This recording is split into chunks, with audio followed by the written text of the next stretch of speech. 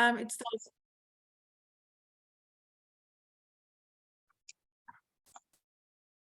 Yeah, so welcome to our webinar on the nuclear power in the age of new threats. It's of course triggered by the events in Ukraine, and I have to say it was really not easy to prepare the program, and I'm very happy. I think we have an excellent program with excellent speakers now. I will not talk too much now, perhaps later. I had the plan to make introduction, but I think the introduction will also be made to a certain extent by Olga Kusharna. She's from Ukraine, she's in Kiev. We're extremely happy that she managed to join us here, which was unclear because of the attacks on Kiev and the electricity, which is only regular, only for a few hours per day. So I think we let Olga speak first now. Very happy you can join us. And we will also, due to the circumstances that you have to live in, which are very bad ones, of course, we will make room for questions and answers right after your presentation. There will be consecutive translations by Andrei Ozharovsky, and this will take about 30 minutes, and we will continue with the rest of the program afterwards. And what I wanted to say, I will also add at the end, but it also might be of interest to you, Olga. There was by CIPRI, as we know, is a very renowned institute for peace research. They also looked into the topic, and they had a conference where they invited so-called experts from the security field. And I was very curious to see what they might say on this situation, which is an extremely difficult one.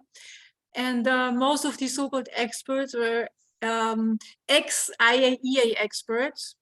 Most of you will remember Anita Nilsson, I assume. Yes, yes, so we can talk later.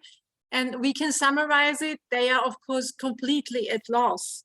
And they have extremely great recommendations. Like, for example, we all have to learn from what we learned now. And the governments and the operators have to understand the responsibility, even in war situations. And we have to think what we could do. And Mr. Grossi came up, as we know, and introduced the 7 pillars of safety and security. So I think, and there was an international lawyer quoting the Geneva Protocol, we might even improve it and have even stricter rules. But I think in total, this of course only shows their complete loss, of course. And now I stop talking, and please, Olga, please start your presentation. Thank you very much. Hi of all. Так, начинаем. 24 февраля, с момента масштабного вторжения России, была захвачена Чернобыльская зона отчуждения, в которой находилось 4 ядерных установки. Это объекты, расположенные хранилище отработавшего топлива Хаят-1 бассейнового типа, сухое хранилище Хаят-2, объект укрытия и энергоблоки 1, 2, 3 ЧС, которые в стадии снятия с эксплуатации. On February 21st, the first day of Russian invasion, Chernobyl exclusion area was captured. That includes 1, 2, 3 units of the station, unit 4 with a safe confinement, and storages of radioactive waste and spent nuclear fuel. Да, одновременно была разрушена система радиационного мониторинга в зоне. At the same time, the radiation monitoring system of the exclusion zone was destroyed. И дважды за период оккупации до 31 марта, когда российские войска вышли из зоны, нарушалось внешнее энергоснабжение для работы систем безопасности в зоне. То есть были перебиты высоковольтные линии передач для внешнего энергоснабжения систем безопасности. And there were 2 blackouts during the occupation before the Russians leave on March. So twice the power supply lines was destroyed and the exclusion zone has no energy supply at all. 3 марта атаковали Запорожскую станцию.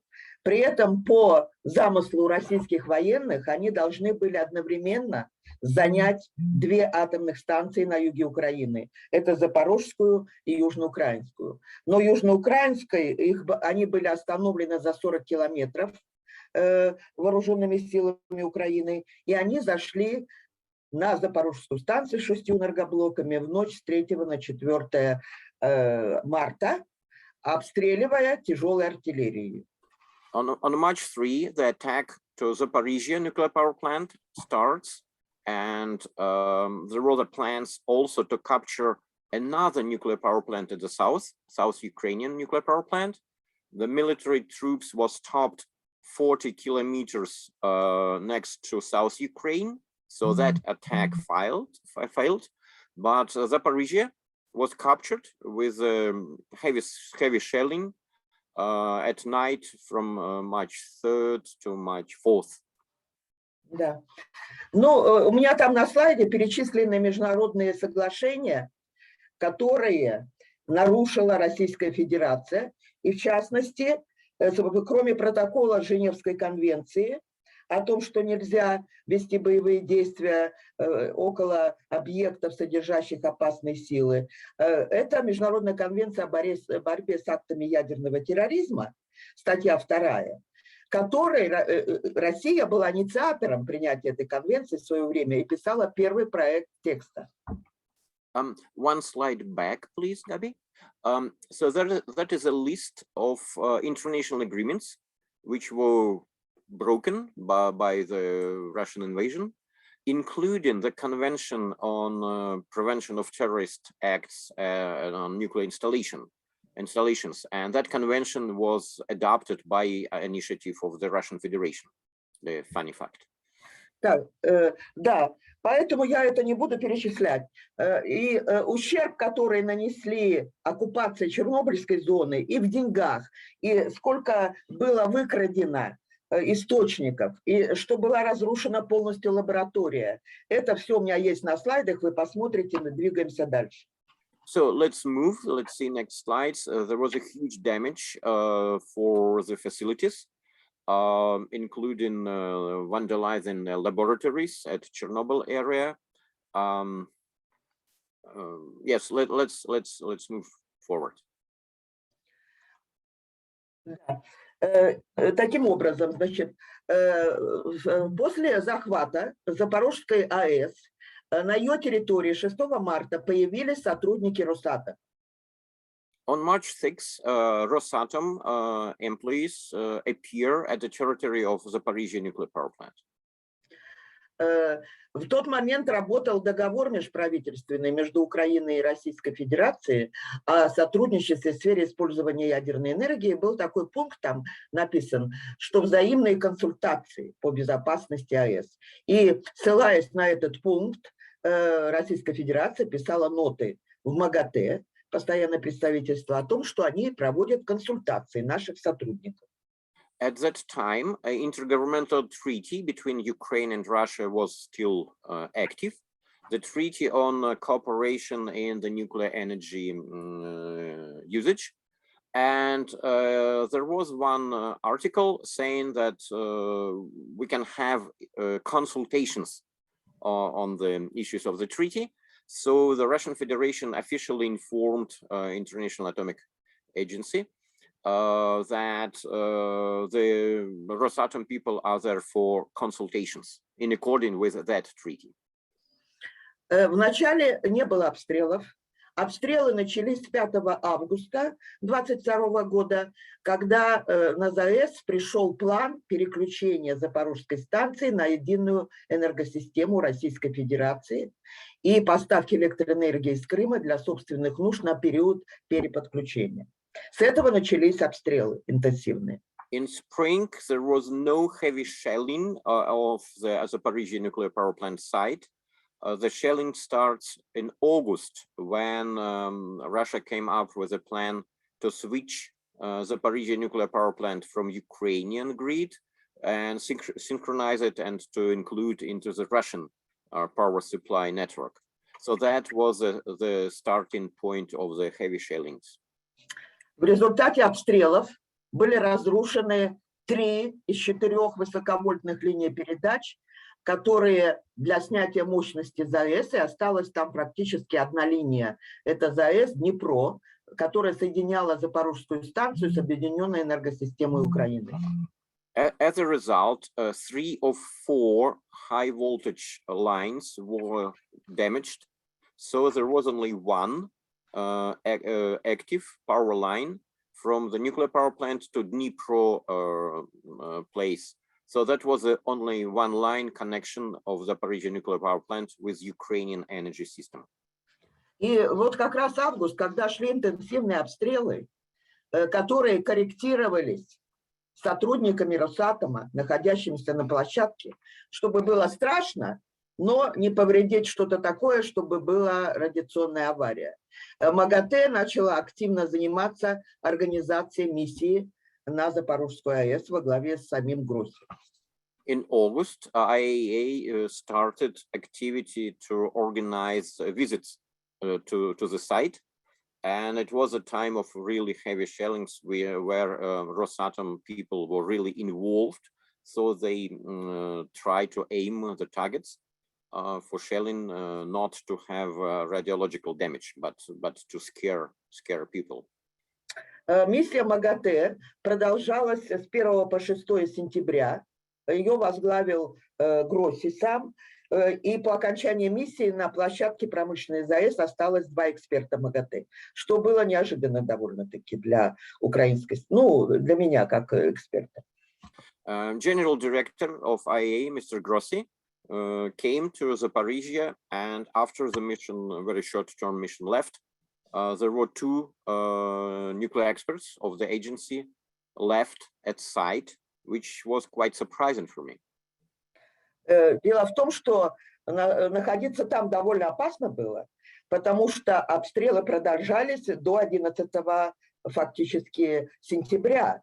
И поэтому это нужно иметь большое мужество было для экспертов, чтобы оставаться на площадке ЗАЭС. Так же, как и когда эта миссия заезжала, а рядом с Гросси 2 его заместителя были, агентства, были интенсивные обстрелы перед заездом миссии. Это было такое показательное выступление Российской Федерации, которое при этом обстрелы все приписывались, конечно, украинской стороне.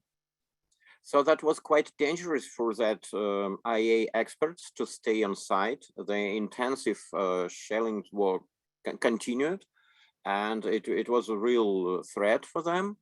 But as you know, the Russians want to accuse Ukraine in that shellings as usual. Вот. По результатам миссии был подготовлен отчет, который превзошел мои ожидания, по правде говоря. И этот отчет Гросси представил на заседании Совета Безопасности ООН, которое было созвано по инициативе Российской Федерации. As a result of the mission, Grossi prepared a report which was above my expectations, by the way. So report was presented to the General Assembly of United Nations. Да, там было написано относительно персонала, какие проблемы с персоналом, какие проблемы с безопасностью. И были рекомендации, что нужно делать на Запорожской станции. И самый главный месседж, который там был, это то, что нужно создать зону безопасности ООН. So the report covered the issues of personnel, the pressure on the personnel of the nuclear power plant, and the main outcome of the report was proposal to create nuclear security zone around nuclear power plant. МАГАТЭ за весь период с начала широкомасштабной войны, вот по сегодняшний день, 3 резолюции Совета управляющих МАГАТЭ приняло 3 марта, 12 сентября и, по-моему, 17 ноября, где было написано о немедленном выводе российских военных и всей техники с промышленной площадки ЗАЭС. There were 3 resolutions of the Board of Governors of IAEA, and all of them demanded immediately remove Russian military and Russian personnel from the Zaporizhzhia nuclear power plant site. Сегодня у нас 7 декабря. Резолюции не выполнены.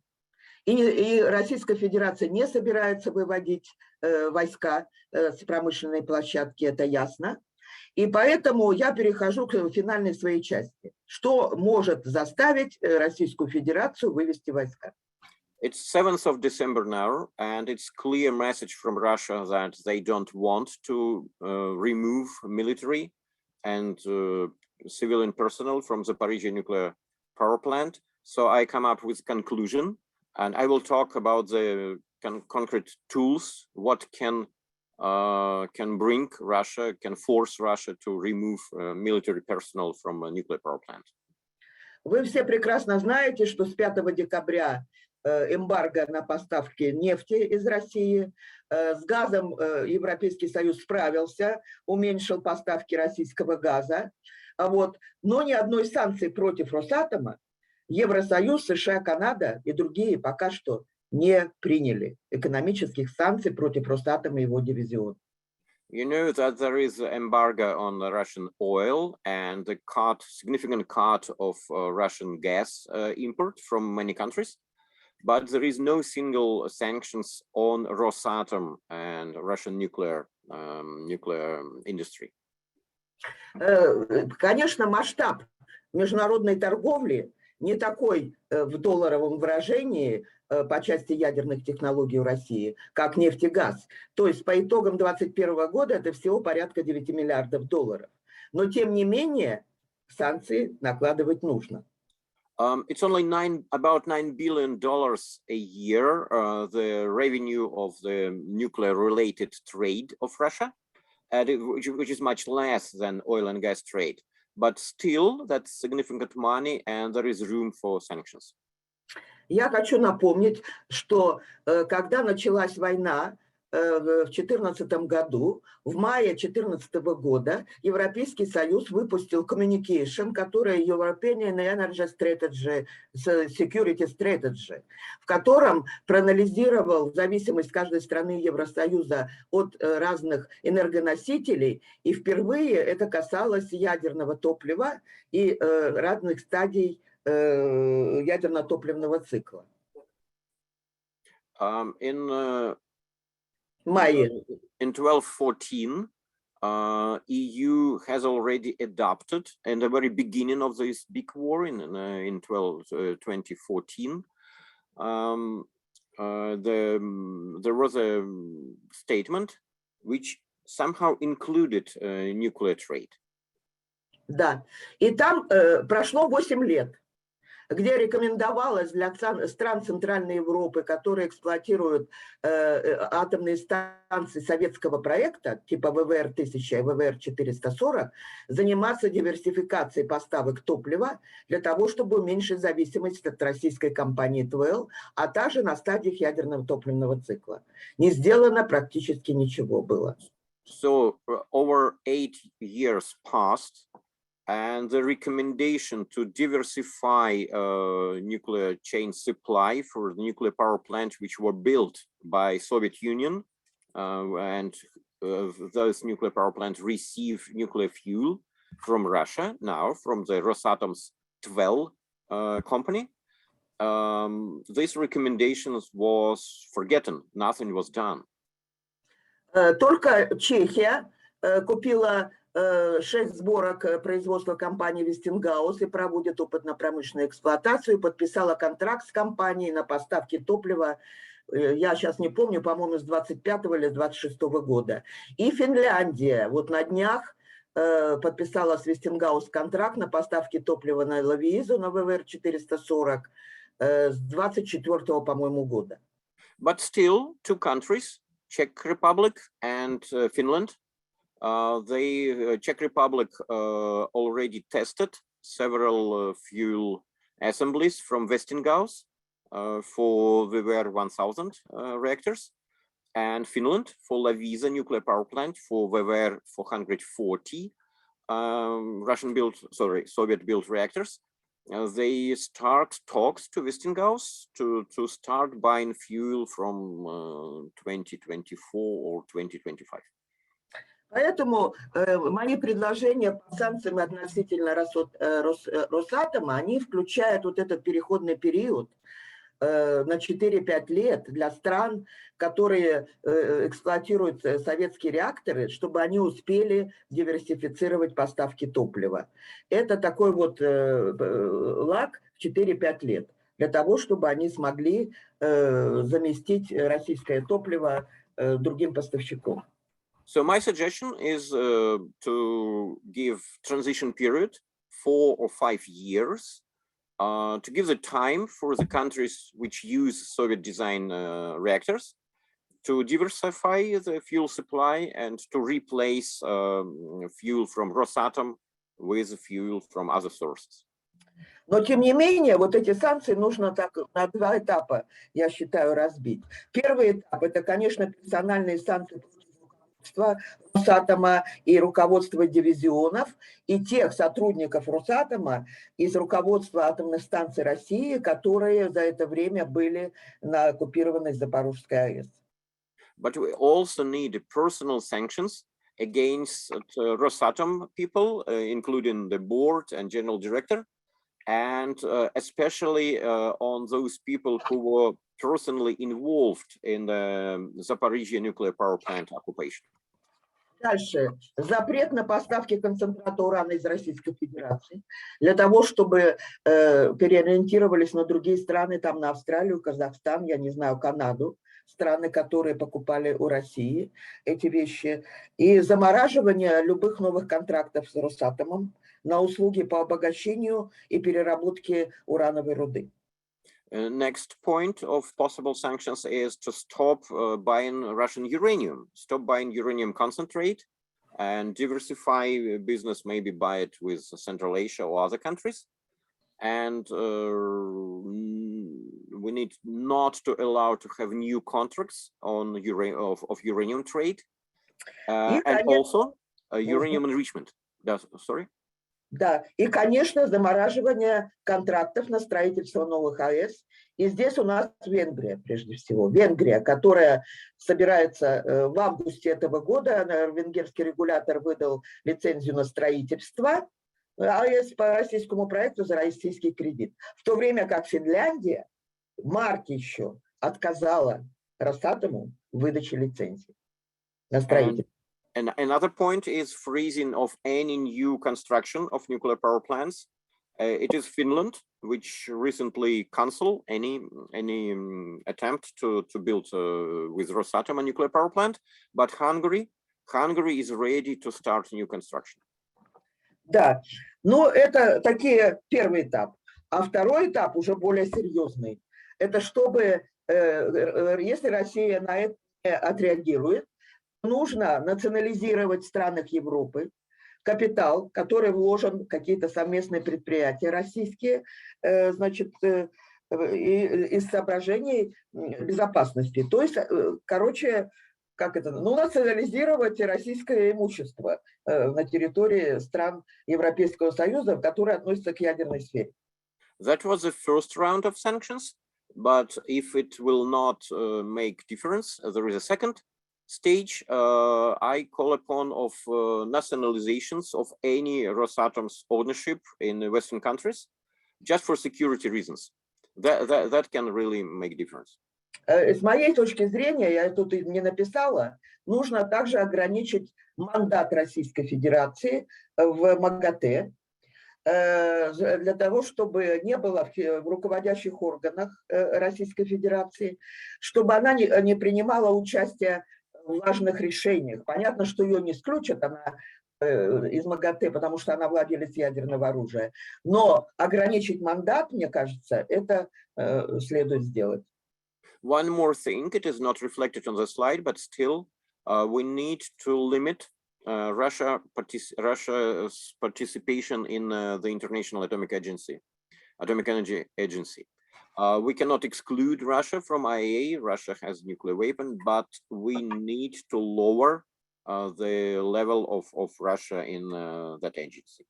Да, ну и понятно, что Россию уже исключили из многих международных проектов, да, вот, и это следует продолжать, и в том числе исследовательских проектов международных, мне кажется, это нужно продолжать исключать, потому что, ну, беспрецедентное поведение относительно ядерных объектов, которое поставило все мировое сообщество, ну, в шоковое состояние в связи с захватом ядерных объектов Украины. Russia is already excluded from set of scientific collaborations, so I think we need to exclude also from the nuclear related scientific and other types of corporations, because it's an unprecedented situation when the nuclear power plant in my country is captured by Russia, so the reaction shall be same level. Ну и в заключение я хочу сказать, что вот этот год показал, что Российская Федерация полностью игнорирует международное право, все конвенции международные, которые составляют вот эти рамки ядерной радиационной безопасности, не выполняет никакие резолюции, и поэтому нужно пересмотреть подходы к ядерной радиационной безопасности мирных ядерных объектах после вот захвата их в Украине. То есть пересмотреть, наверное, и правовые нормы, и подумать, какие реальные шаги можно сделать для того, чтобы останавливать таких агрессоров. One more thing, we need to rethink the nuclear safety and security issues. The year and the war that we observe show that Russia has no reaction to any international pressure or international statements. So we really need to rethink the issues of nuclear safety security at the time of conflicts and the time of war. У меня все. Спасибо огромное за внимание. Thank you.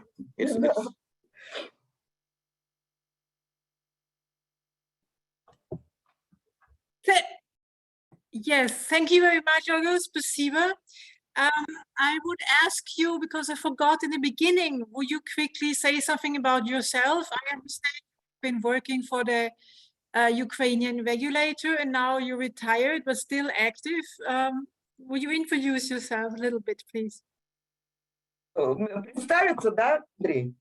Да, что-нибудь расскажите о себе. Я знаю, что вы работали в регуляторе. Просто расскажите о себе. Да, я работала в государственной инспекции ядерного регулирования. I worked for the governmental inspection for the nuclear regulator. Да, 8 лет на государственной службе была. For the 8 years I was a governmental employee. А потом я была советником вне штата глав Госатомрегулирования с 2005 по 2017 год. And from 2005 to 2017 I was внештатный, non-official consultant, counselor for the same regulator. Я была членом коллегии все это время Госатомрегулирования и помогала членам рабочих групп подготовки нормативных актов по ядерной радиационной безопасности. Работала с парламентом. Это все, моя жизнь связана с Госатомрегулированием с 2017 года. But since 2017, I was a board member of the regulator. So my job was contacts with the parliament, contacts with the public. So that was my daily job. Вот, хотя последние 9 лет, до 2020 года, я работала директором по связям с общественностью такой промышленной ассоциации, Украинский ядерный форум, которая объединяла предприятия ядерной отрасли Украины, начиная от оператора Энергоатома, заканчивая Турбоатомом. Туда входило 16 предприятий, и я была директором по связям с общественностью этой ассоциации. And till 2020, I was a PR director for the Nuclear Industry Association. Вот, а сейчас я фрилансер. And now I'm freelance. Okay, thank you. Yeah, so I will first abuse the fact that I can speak now. I have one thing I would like to add quickly on the sanctions that you suggested. We've been thinking about this, and I want to add a few remarks. You mentioned that since 2014, the EU didn't manage to sanction Rosatom. Yes, we know that. And of course, also the countries that are still being supplied by 12, they knew this. And I remember already in March, the European Parliament said that Rosatom should be on the sanction list, all of the nuclear business. The Parliament, really, it was the European Parliament, nobody else who demanded it. And then there was a big silence. And also in the past 2 or even 3 years, the Euratom Supply Agency, which is usually not of very much interest, but they told these countries, meaning Slovakia and Hungary, those mainly with the 440s, the smaller VVR series, that they are fully dependent and that they should ensure other fuel suppliers. And of course, they did exactly nothing. So this is a fact. In Finland, you mentioned also Loviisia, which is one of the small reactors.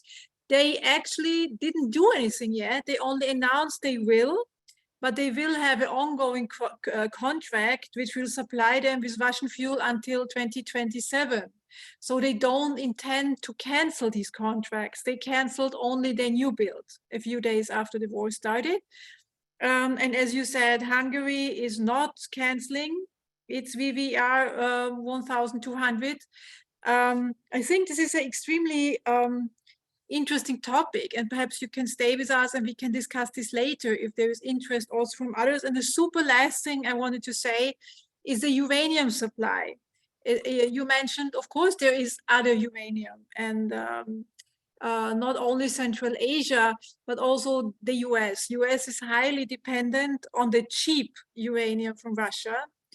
They have mines, and they started discussing that they will increase, of course, their own production, but this is a super long-term project. It takes years to increase the output from uranium mines. They can't just say, and next month we produce double. It doesn't work like that.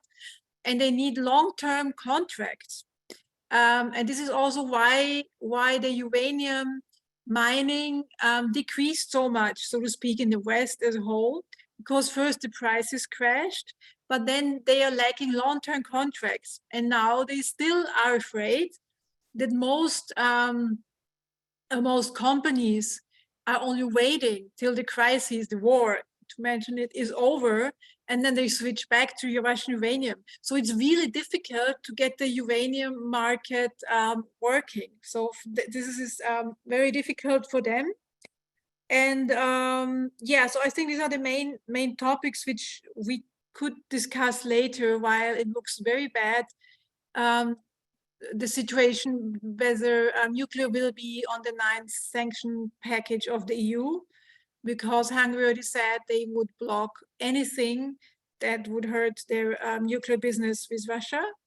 And we know France is also dependent, not only on the uranium, but there is one thing we could discuss, of course, that Russia, on the other hand, is dependent on the Framatome instrumentation control systems for its new reactors. So this is somehow the bigger picture when it comes to sanctions. And the first question I also would have, why do you, perhaps it's naive, I don't know, why do you think that the Russians at all occupy Zaporizhzhia? Because first it seemed they would make sure that the energy infrastructure stays whole, in the sense of that if they occupy Ukraine, they would want to have, of course, to keep the energy supply secured, which seemed to be case in the beginning, also the distribution lines. Now, of course, it seemed they changed tactics.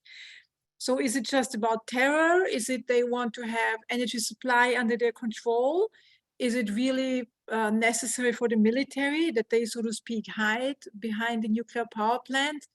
I have to admit, I'm not clear, and there is many rumors. Ну, я считаю, что вначале они, конечно, хотели переключить Запорожскую АЭС на объединенную энергосистему России и Крым. Хотя для Крыма 6 это много. I think that it is really true that the original plans was to use the Zaporizhzhia nuclear power plant to switch it to the Russian network system and to Crimea. But for Crimea, 6 reactors is about too much. Вот.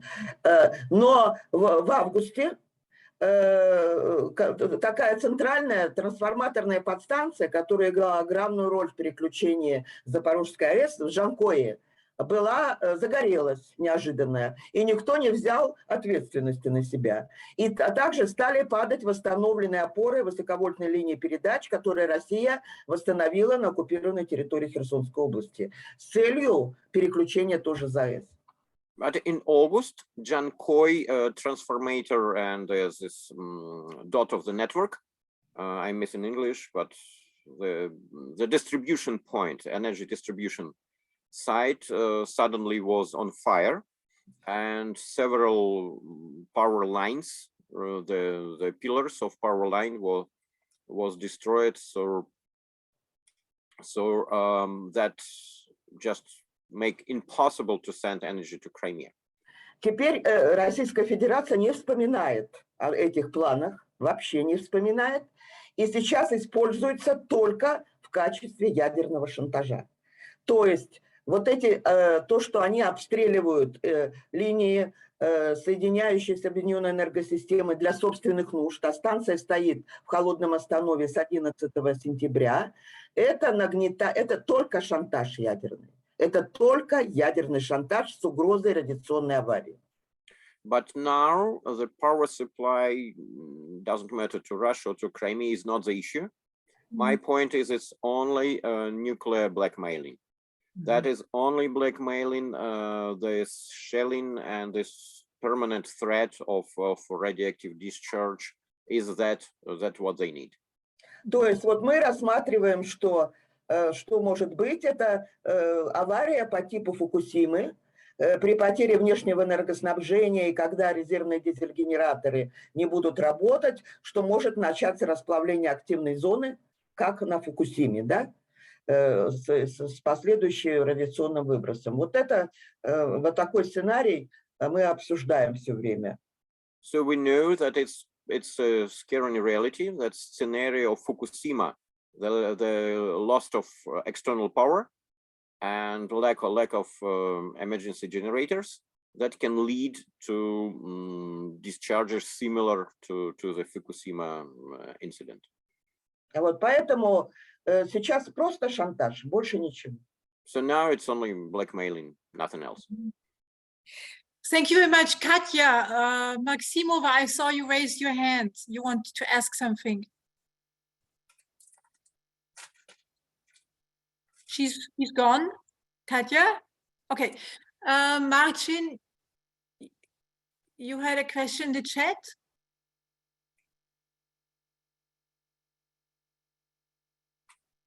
No? Okay, so just a prompt for Andrei, a term he missed. Sorry. Okay, are there more questions or comments on Olga's presentation?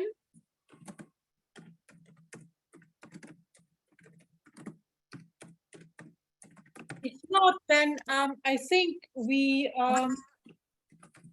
would continue with our next presentation, which I think fits very well, and we can start the discussion afterwards. So we would now ask Nikolaus Müllner, who works for the Institute of Safety and Risk Science.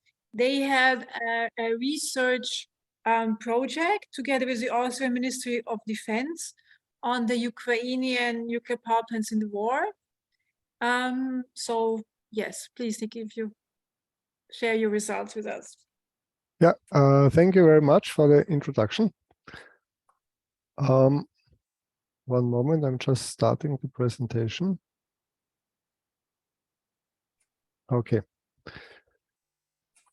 So, as you said, we had a project together with the Ministry of Defense in Austria, a very small project, I have to say, to make a preliminary risk analysis of the Ukrainian plants, nuclear power plants in the war zone, and derive some safety considerations for the in general nuclear power plants. So this is the presentation is going to be a little bit technical. We were first looking from our side what kind of units are operating in Ukraine, and as you can see, most of the units are VVR 1320, and there are in South Ukraine there are some units also which are variant of VVR 1000, but the basic features are very close to the 320. And then there are two of the smaller units, VVR 440 213, in Rivne nuclear power plant. So just to tell you a little bit on, I'm going to be fast here because I just want to get to the analysis.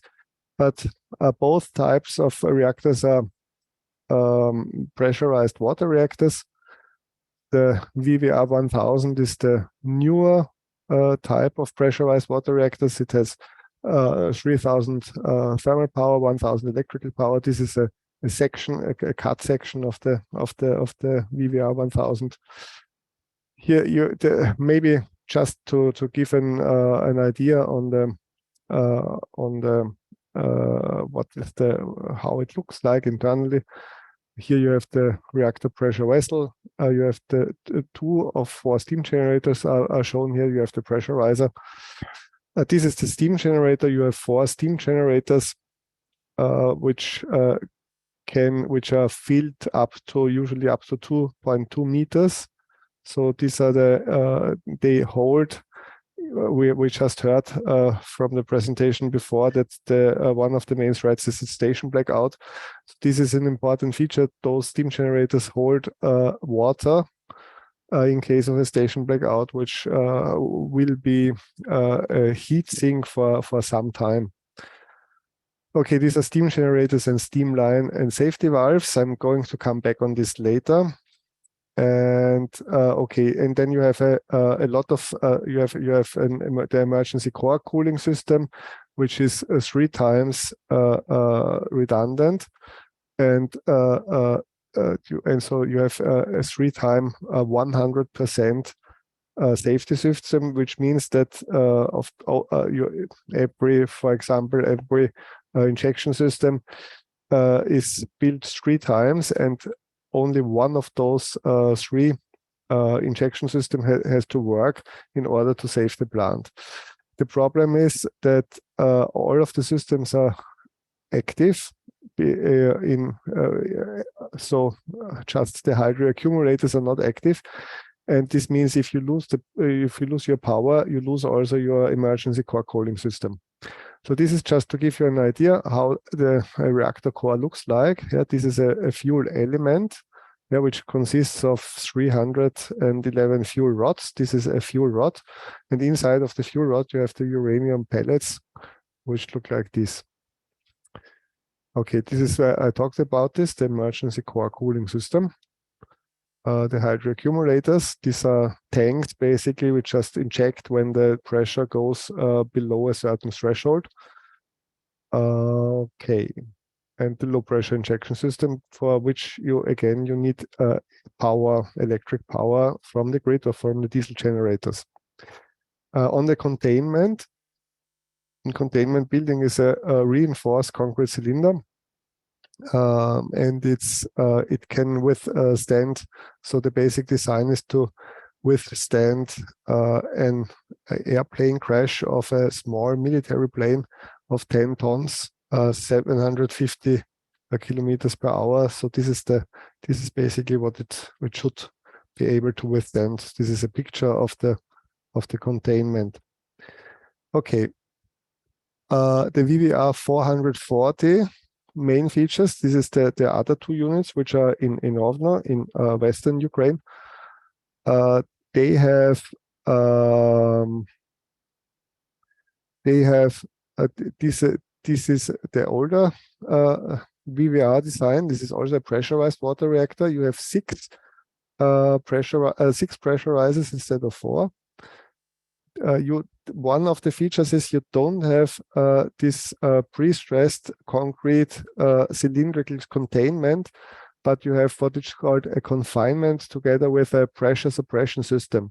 So what you can see here now, this is from a Slovak, from Bohunice. What you see here, this is the reactor hall of one VVR 440 reactor. And you see, this is a hall. This is just a reactor, the reactor hall. So this is an industrial hall. The containment starts, so the confinement system starts here, yeah, at the bottom. And what we identified, what would be a threat during war times, are the what you have here is a containment, is the spent fuel pool, yeah, which is in the VVR 1000 inside the containment. Here, for the VVR 440, you have the containment in the reactor hall. This is another picture of the VVR 440. So what you have here, this is the head this metal head that we just saw, and this here is the spent fuel pool, which we also just saw. And this is the pool type, the pressure suppression system, which is connected to the confinement structures. Here, this is another cross section. Yeah, so here this is the reactor hall, and you see here this is a light metal roof construction, which where you, if you would shell a building like this, you would have a more or less a direct way to the spent fuel pool. Okay, so this is just to set the scene for the risk analysis. These are the two type of nuclear power plants that we were looking at, and so together with the military and the information in the military, we were looking at different warlike scenarios on the plant sites, and we were basically distinguishing two basic scenarios. One scenario would be so where the parties attack the plant just to destroy it. Yeah. So, and the second scenario that we were considering is to attack the site to gain control over the site. And okay, in the first case, yeah, so if you have a nuclear power plant in a war situation, there is not much that you can do. So even if you have the containment building and you have strong buildings, there are both. Every modern army has munitions that could destroy the containment buildings, and they could destroy the protective buildings. And you don't have, neither side has reliable protection against, for example, rockets that would guided missiles to, if one of the parties would like to destroy the nuclear power plants. So this means if you, in case of war, if these nuclear power plants are a threat in the sense that they are too big to be defended, And I mean, we are also contemplating how you would have to build them if you want to have the military defend. If you want to defend them, if you want to be able to, in a war situation, to operate your nuclear power plants in a safe way, and this is almost impossible. So if you don't have, if your military is not strong enough to keep the other party really at bay from your nuclear power plants, then this is defense of those facilities is practically impossible. But the other scenario, yeah, which we are seeing in the in this war, is the more likely scenario, let's say, and this is that the one party is trying to gain control over the site. And because it wants to use the nuclear power plants in any way, or either wants to shut off the connection to the other party, or so to gain control over the site. And this means then that you have combat operations on site, yeah, which is not aiming at destroying the nuclear power plant, but is aiming at fighting troops which are on site, or which is aiming at gaining control over on the site. And in this case, yeah, now it's the systems of the nuclear power plant are helping in a certain way. Yeah, so this, I mean, a nuclear power plant is protected against a huge variety of, so to say, civilian causes, civilian events, yeah, like earthquakes, extreme weather events, internal events like pipe breaks. Yeah, so this means you have a lot of events against the nuclear power plant is designed, and some of the after Fukushima now, yeah, we have bunkered buildings for earthquakes. So. And some of these features help also in such a situation, yeah, where you have combat actions ongoing on the plant. However, you never, I mean, no nuclear power plant in the world is designed to have combat action ongoing on site. So this means that there is no systematic approach, yeah, to protect your nuclear power plant against such events. And this means by accident, so to say, you can have features which are protective, but if you are unlucky, yeah, and you have, for example, shelling by artillery, and you hit a component which is essential but not protected, yeah, you can lose your nuclear power plant. Yeah? So, and what we were looking at two scenarios. So one is what was already mentioned, is the station blackout scenario, without and with operator actions. Yeah, so there is also if the engineers will be able to work. Yeah, this is also not clear. I mean, in the first attack on Zaporozhye nuclear power plant, we saw that, for example, one building caught fire, and there was the fire brigade of the site tried to extinguish the fire, but they were turned away from the Russian combat units. So this means it's not clear if in a combat situation, yeah, if you lose something, if the plant people will be able to do their job and do their work. So operator actions is extremely difficult. And the second scenario is which we were looking at, is a multiple steam line break. Yeah, just to give you one on the multiple steam line break, the point that you have the steam lines of the VVR 1000 reactor leave here the containment, and then they penetrate here close to the roof. Yeah, they are leading here in the reactor building, and leading here from the reactor building to the turbine hall.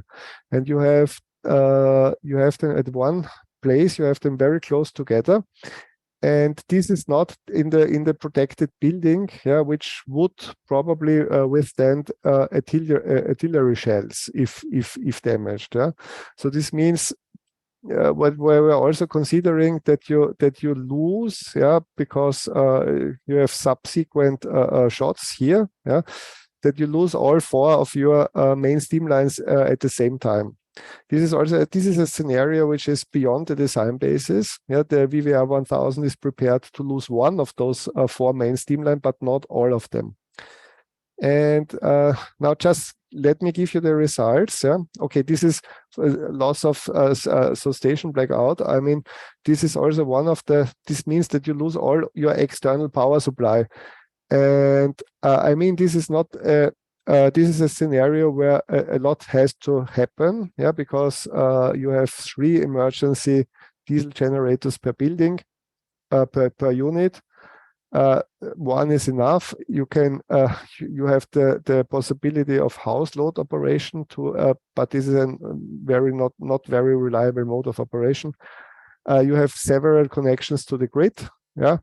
However, the lines to the grid, this was also a lesson learned of this first attack on Zaporozhye. They were deliberately targeted by the Russian units that were attacking. So this means line to the power grid, that it's very likely that you are going to lose them.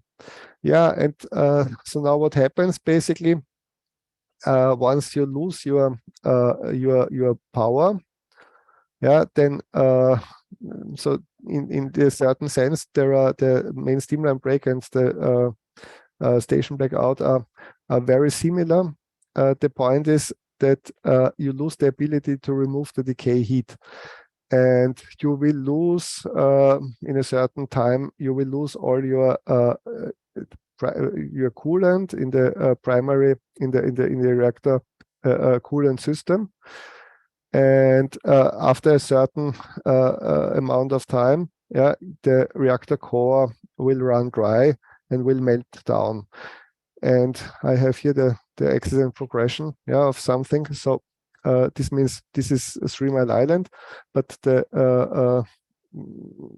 situation is similar.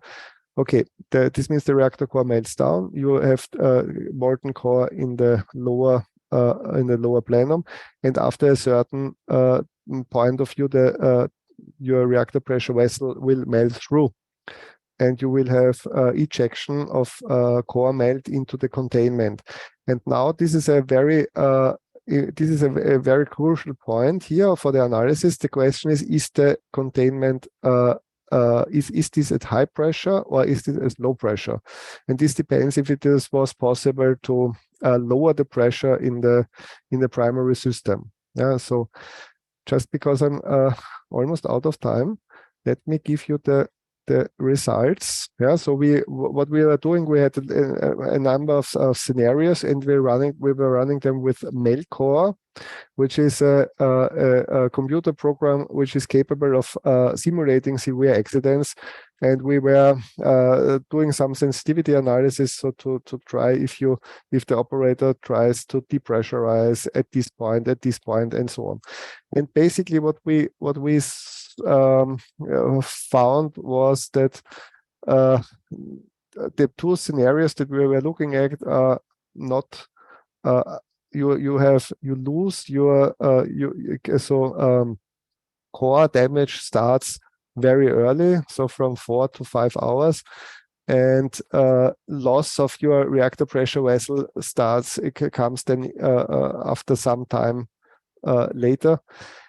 And what we found was that it was almost in all situations it was not possible by operator actions that we simulated to lower the primary system pressure, so to avoid this direct containment heating. So this means if you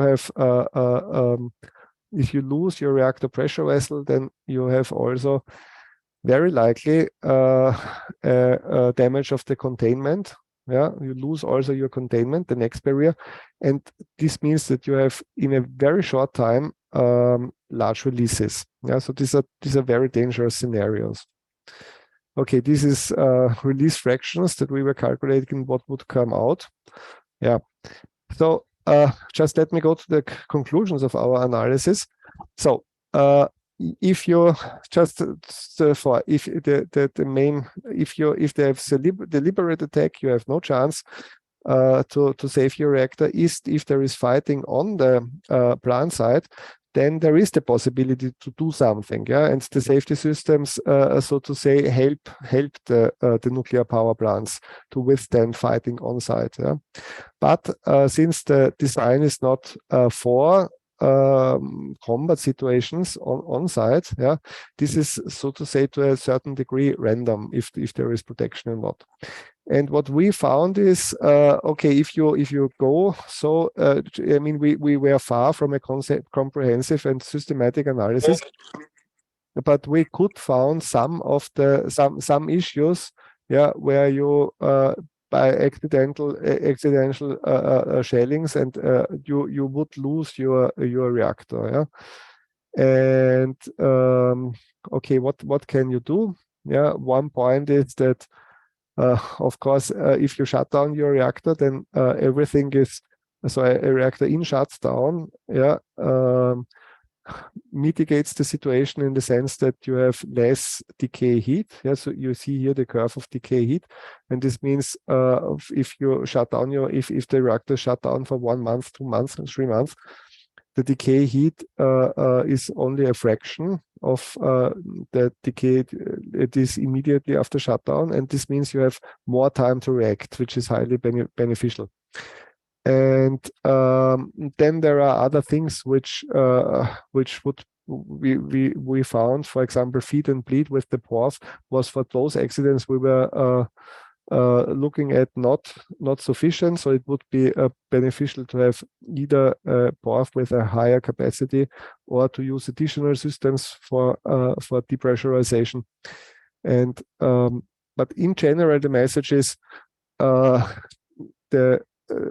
there are some systems which are at risk, yeah, and a systematic and comprehensive analysis would be highly beneficial to identify those systems, and maybe not only in the nuclear power plants of Ukraine, but also on other nuclear power plants in the world, to start to think what happens if I have fighting on site of this nuclear power plant, and to do a comprehensive analysis and look if there are some systems which are at risk and which could be protected better.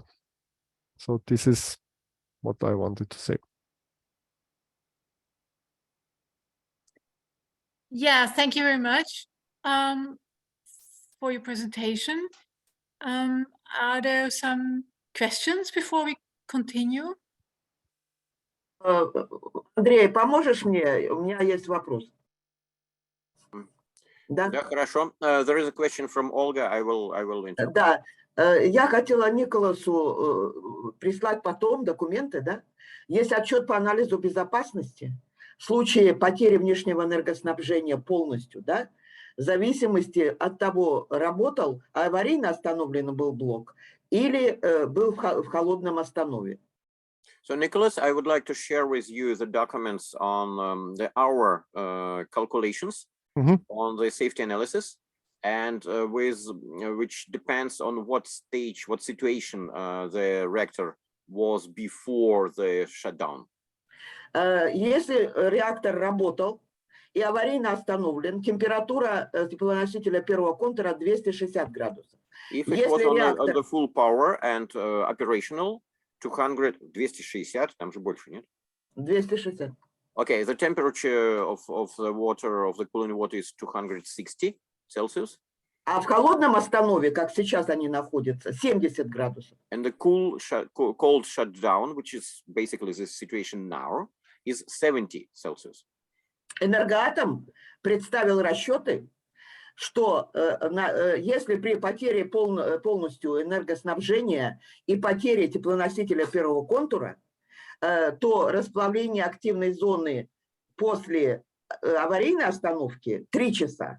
А если в холодном состоянии... Подождите, запутаюсь. According to Energoatom, if it was operational full power, 3 hours at the time before the melting starts. Ольга, правильно? 3 часа. Да, при потере теплоносителя. Wait. After blackout, И потеря теплоносителя and a lot утечка теплоносителя, leakage of the cooling water. So it's да, 3 hours before the melting starts. Если в холодном останове, тогда при потере теплоносителя и внешнего энергоснабжения 27 часов. And if the unit is in a cold situation, in a cold shutdown, it's 27 hours before actually the melting starts. Поэтому мы добивались с весны, чтобы все запорожские блоки перевели в холодную остановку. Мы эксперты, которые не имеем влияния на энергоатом. Но я как публичный человек. That's why we, the experts, we basically the public, we are not inside the nuclear industry anymore. We demanded to switch all the units of the Zaporizhzhia nuclear power plant to the cold shutdown since it was captured since March. И остановили только 11 сентября. And only on September 11th it happens. So all the units now are in a cold shutdown. Поэтому я Николасу перешлю все документы, все расчеты, которые есть у меня. Это не я делал, это мои коллеги. So Nikolaus, I will share with you the documents. It's not my own documents, it's what my colleagues did, so I will share it with you. Yeah, thank you very much. I'm very interested in looking at your calculations. And I mean, these 3 hours until core damage, this is what we also found. Yeah, 3 hours until core, if you start from normal operation. If the accident starts immediately from normal operation and you extend the grace period if you shut down the reactor. Yeah, so I think this is also the logical conclusion to, and I agree that it's difficult to understand why the nuclear power plants operated until September. It's really difficult to understand them. May I'm not sure I understood this. Yeah, the hot shutdown with the 3 hours is easy, but I remember somehow that Zaporizhzhia also underwent a stress test, and there we discussed the same issues of the station shutdown and when the blackout, the station blackout, and now you say it's 27 hours, and I didn't understand everything. Is this your calculation or is this Energoatom's calculations or calculations based on Energoatom data? This would be very interesting still. Это был отчет анализу безопасности Энергоатома, который он представил Госатом регулирования Украины. That's official report of Energoatom company, which was presented to the regulator. Регулятор, у которого есть научно-технический центр экспертный, он пересчитывал сам по своим кодам, по своим. The regulator has its own expert center, so they made their own calculations with their own codes and things. Это документ необходим был при продлении эксплуатации, проектной срока эксплуатации, ну как это называется, раз в 10 лет нужно переоценка безопасности блоков, и на Запорожской станции это было сделано. That was for lifetime extension, and we have the regulations that every 10 years we need to redo the safety calculations. So that was done for Zaporizhzhia. Okay. Thank you. Oda, you have a question. Oh, sorry, I only want to add to this issue that this paper Olga mentioned, they are all published in the context of the EU stress test, the 3 hours, which is very short time for intervention. But I will tell to the people who are not involved so much in this topic, you have to distinguish between loss of external power on station blackout. I think Nikolaus mentioned this pretty good, that even you lost the external power, there are other possibilities to provide power, but how reliable they are during the war has to be shown. But in the media, it gets sometimes mixed. And then you are not true what you say. So this is why this is the only thing I want to add to this. Yes, but optionally, I agree that it's a very dangerous situation, and at least you should shut down the power plants. Only this. Yeah, last question. Why wasn't this done? I mean, we know that Rosatom was running the plants basically since they occupied it, and they decided to keep them going. Is this correct? But why? Did they need the electricity? Yes, of course. Why you run nuclear power plants? Yeah, Because you produce electricity. yes, but at the time I wouldn't, when I want to produce electricity, start shelling them, because this usually stops the electricity. So therefore, I think they're sending these confusing messages for simple minds like mine. You know, it's like, what now? I mean, it's like, what? But these are the real questions. But I think we won't solve it obviously right now. So we continue. Andre, it's your turn. Yes, if you introduce yourself quickly, you're an independent expert working out from Moscow, but perhaps you might say something before you start. Well, my job is easier. Yes, I'm based in Moscow, and I do observation and critics of nuclear energy for more than 20 years. I was graduated as a nuclear engineer, and I'm still a nuclear engineer by training. I'm not employee of any nuclear installation or any nuclear power plant. So I'm more like now as a public activist and expert outside nuclear energy. So let's try to think how we normal people in Russia, and please consider that there are many normal people in my country. We are not visible, unfortunately. How we try to do something in this situation. First, my personal story. Olga mentioned already that there were several strong messages from the Board of Governors of IAEA. And I'm faced a very strange situation. When I quoted that statements in my interview, I'm a media person, so quite often journalists call me to comment on the nuclear problems, and now Zaporizhzhia nuclear power plant was on the top of news for several times for a very petty reason, but still somebody needs to talk about that. So my position was I try to quote IAEA, and now I'm faced, not yet, they did not call me to the court, but the police sent me warning that they have 78 pages of the file against me, because quoting international documents is a kind of discrediting of the Russian nuclear state corporation Rosatom. So let's see what IAEA is saying. And I put, next slide, please. And I put some obvious points there, but if I translate that into Russian and if I pronounce that to the Russian media, that can be the problem. But it's just expression of the situation. Let's move forward. Next and next. Another issue. I really want to add something to what Nikolaos said. So next, please. There are a lot of these old Soviet Union design units in Russia, Ukraine, and other countries, even in China. The design itself is pretty old. They start thinking about that in the 50s, but main engineering decisions were done in 70s.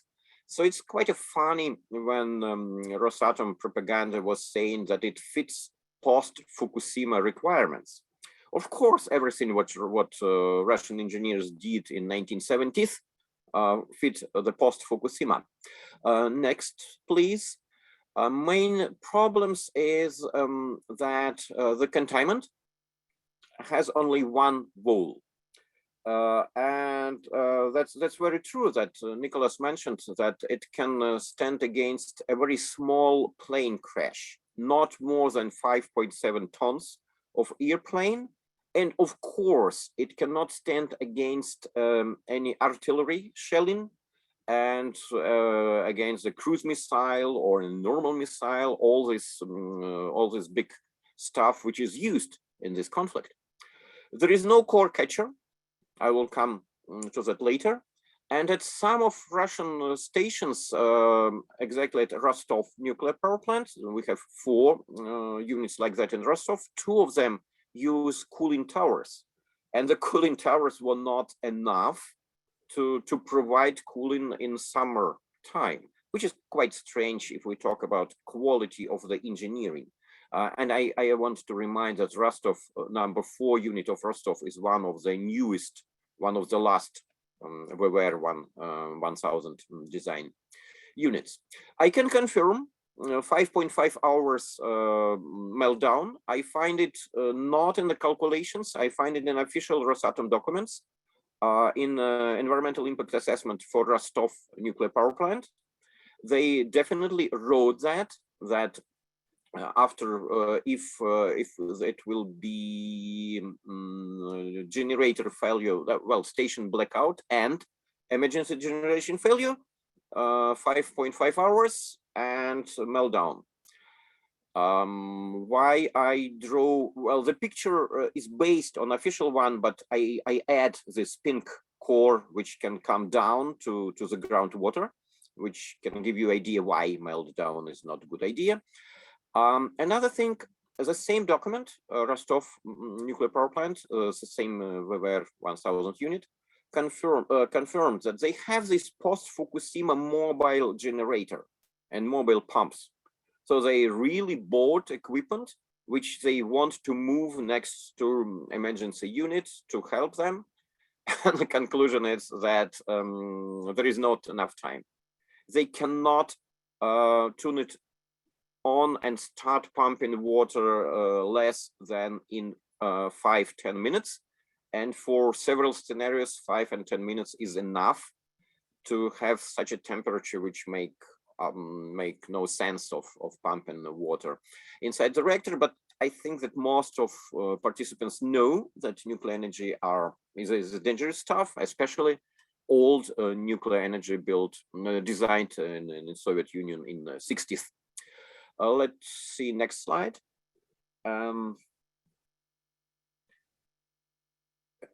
So the question is how we can talk about the risks, talking here in Russia. The answer is we have a kind of freedom to talk about dangerous nuclear power plants only if the nuclear power plants are outside Russia. You can see the face of the journalist when who recognized that nuclear power plants are dangerous not only in Ukraine but also in Russia itself. Next slide, please. So what was done? I can give you a report. It's the first time I'm doing it in public. I know that several years ago, I think the project was stopped in 2012. Gabriela can help me. There was a really nice scientific collaboration called FlexRisk. And FlexRisk gives the public the magic maps, the possible fallout scenarios in different weather conditions. So this is a picture of one of Russian newspapers, actually website. Oh, that is Novaya Gazeta. That's Nobel Prize winner, by the way. So now you see the screenshot from the Nobel Prize winner newspaper, which took these FlexRisk scenario maps and published them. Because for the long time, everyone was really eager to know what is the radius of the possible pollution. How dangerous is a nuclear power plant? So we, the anti-nuclear movement of Russia, we try to bring this simple message that each and every nuclear power plant is dangerous. Zaporizhzhia nuclear power plant is dangerous because it's in the middle of the conflict.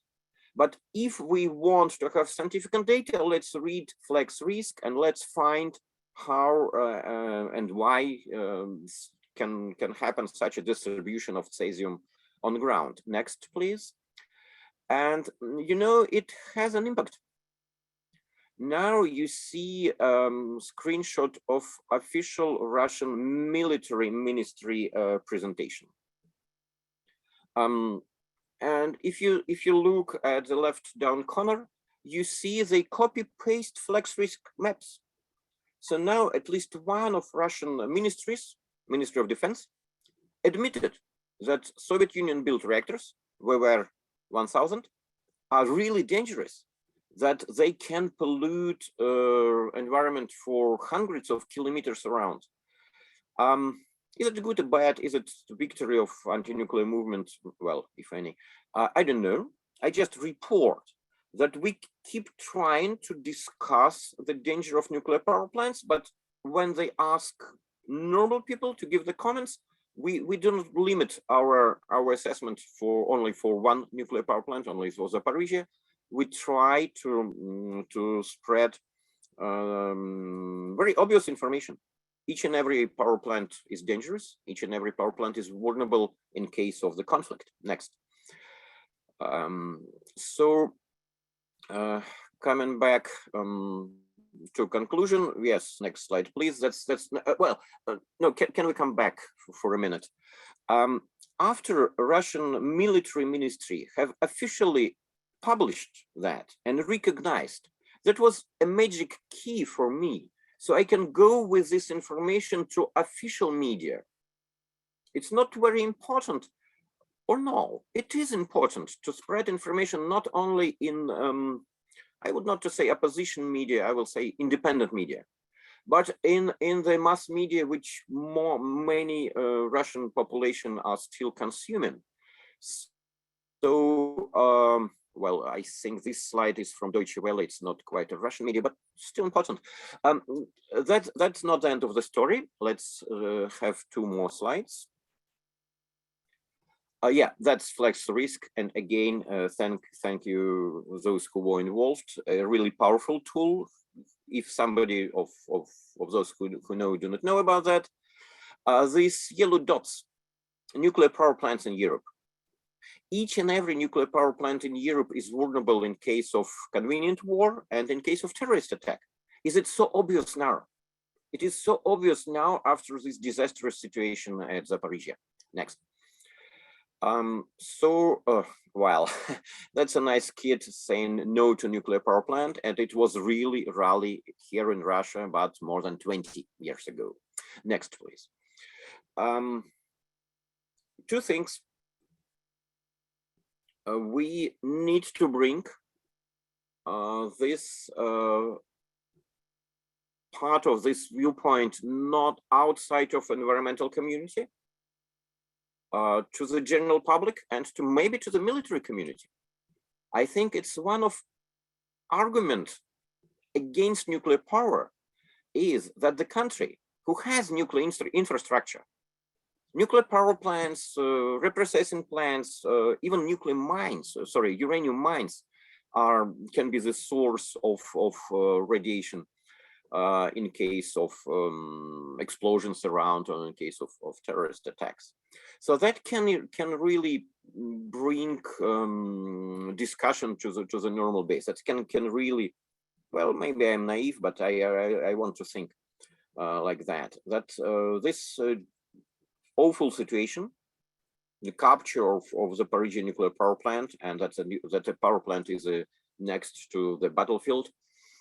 So this situation can open eyes for many people who think that nuclear energy is safe and stable. Thank you, and I think I save time for discussion. Yeah, thank you. I'm not sure I understood properly when you said that if they would like, if they lose electricity and would need to bring in those mobile pumps and to start pumping the cooling water with these, they would have only 5 to 7 minutes to do so. I might have. That's correct. That's correct. That was written in environmental impact assessment for this concrete nuclear power plant. For all Rostov or for all the Rostov. VVRs? Rostov. But why should Rostov be so different from the other VVR 1000s? Oh, maybe they somehow do not look carefully on writing and they write truth. No, if I understand correctly, there is like physical dimensions of the roads and of hangar where the pump or emergency generator is. So they really, or maybe the chief engineer of Rostov was not so bad person. So not all of them are Homer Simpsons, by the way. So that was their own calculation.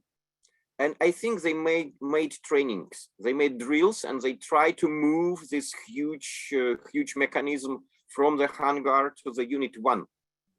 And unit 1 is a bit far away, so it doesn't work. And that's they put on paper and that they share with public. Yeah, but still, it's something else, how long it takes to bring the pumps where they need them.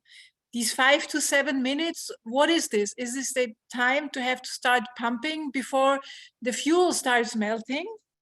Because this is not I'm not sure. I shall come back to that text. Okay, I still not to understand. Okay, anyway, is there other questions or remarks, issues? Because otherwise we would take a super short break before we continue with another, I expect rather technical, but extremely interesting presentation.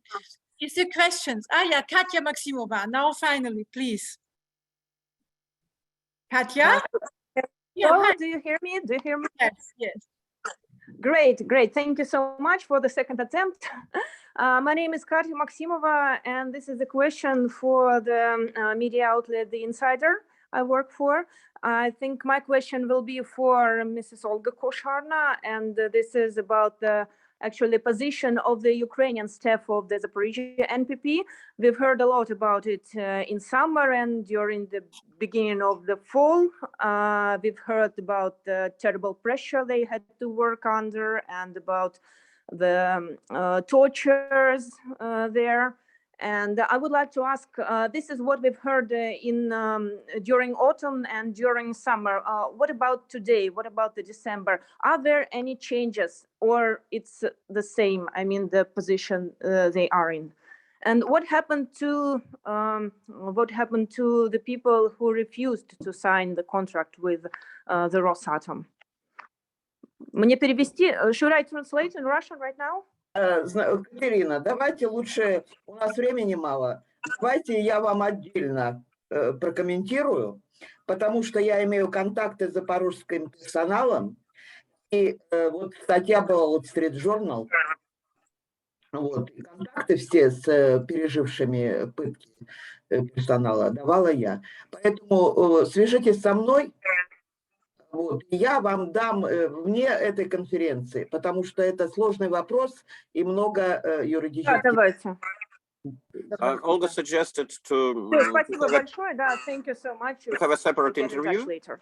And Olga mentioned that there was a Wall Street Journal report on the conditions of the staff of the Zaporizhzhia nuclear power plant, but it's a bit too large issue, so we can save the time for this conference, so they may manage interview later on a bilateral basis. Yeah, very good. Anything else? Okay, Olga, will you be able to join us after the break again? I think we make a really short one. Please try to be back 10 minutes.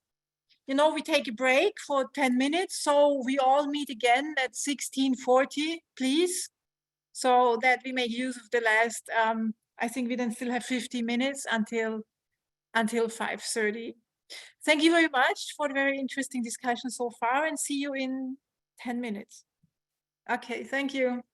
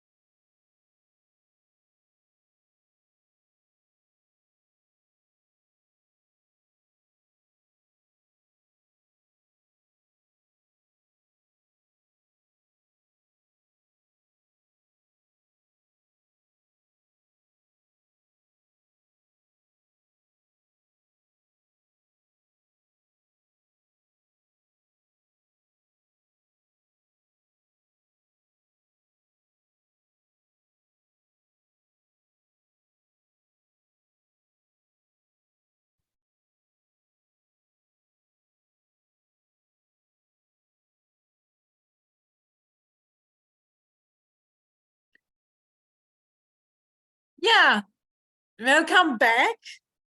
The most important person is also back and obviously seeing us. And so we will soon now hear from Oda Becker. She's a well-known, really independent nuclear safety expert from Germany.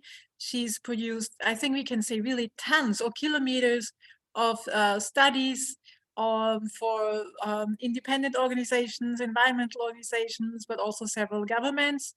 And we're happy that we will hear now about security issues for nuclear power plants, what makes them vulnerable, to put it like this, in military and war situations. Oda, please.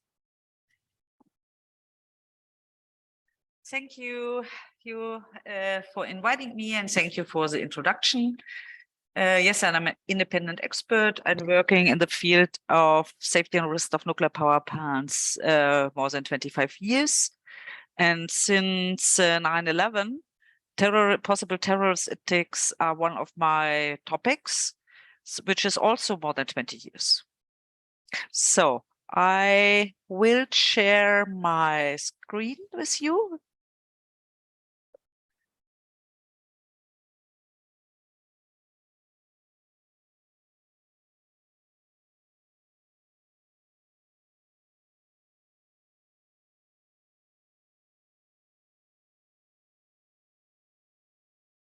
Okay. Now it's fine. As I said, as Patricia already said, I will speak about security hazards of nuclear installations. There's a lot to say, and it will be hard to fit this in 10 minutes, but I will try my very best to watch the clock to run not so much out of time, because I have 7 topics I want to speak about: the terror threat in general, targets and the vulnerabilities. We already have heard some about this already. Then I will speak about conceivable terror attack scenarios, consequences, countermeasures, and their limitations. And then I will speak about, this is only, the third thingy is only general and theoretically, and sixth and chapter 6 and 7 is about things already happened.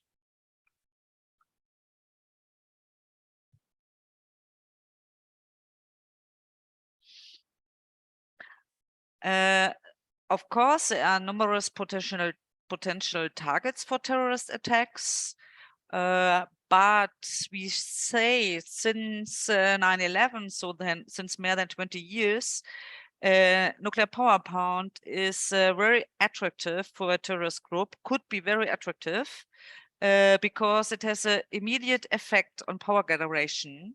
It's symbolic, which is a double thing with civilian and military character, and it really gets a global attention.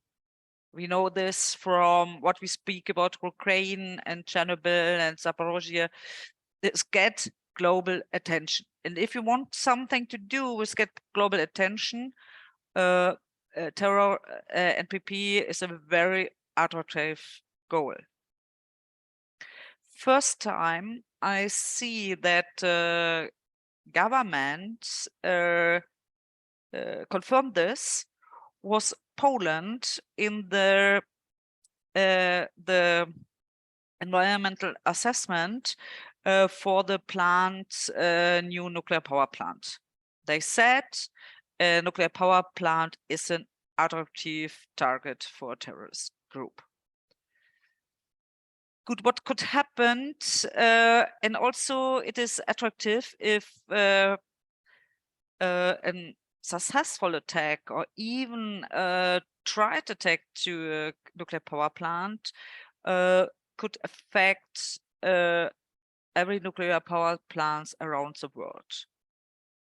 For sure, there could be governments which say, okay, it's a really a threat, we should close our nuclear power plants, or we will not, as in Finland, we will stop the new plant project, or as in Germany, the government said we have to consider the threat of nuclear power plants, considering what's going on in Ukraine. Fortunately, in Germany, the government before already decided to phase out. But there was a discussion to phase out again. And I think seeing what's going on in Ukraine, it confirms the phase out. And we see also in Ukraine, and Patricia asked the question, why didn't they shut down the nuclear power plant in Ukraine? Yeah, because it is a dilemma if you are very dependent on nuclear power plants to shut them down in the dangerous situation. I think it was already mentioned today from Andre, I think. We have 422 nuclear reactors in operation in about 30 countries, but almost all are built before the 9/11 attacks. And there I will not say no one, but it was not so that it was in mind there could be sabotage attacks for nuclear power plants. So they are not protected against any of this. So the public debates focus more on, or for terror attacks, has more focused on the 9/11 example, but there are several more possible attacks, and there are also more show up. For example, drones. They can, like in the military application, they are used to prepare in a war military attack, but they can also use to prepare a terror attack. And perhaps you know that in 2014, there was a lot of drones flying over the French nuclear facilities, more than 30 times in different areas. And until today, it's not known who did it. And there was not the government, the security, police, and the military could not stop it. So, and now in this attack, but when I wrote about this, I was thinking that drones would be used for checking out the terror attack or for another reason. I will tell you a little bit later. But now also the drones show up which could make an attack. So, yeah. And also other scenarios get attention, cyber attacks. I think mostly of this is already said about targets and vulnerabilities, but I will conclude this from my side here.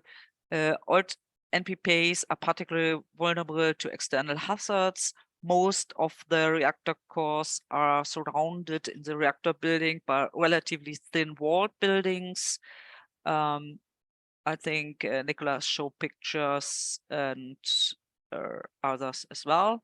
So, and what happened if the reactor building is destroyed? Probably also the containment will fail. And it has, if there is an attack, a bomb, or something like this, you have to assume that the cooling system also get damaged, and you can have as much emergency cooling system as you want. If you are not able to feed water in, you cannot cool. And so the most hazard scenario would arise,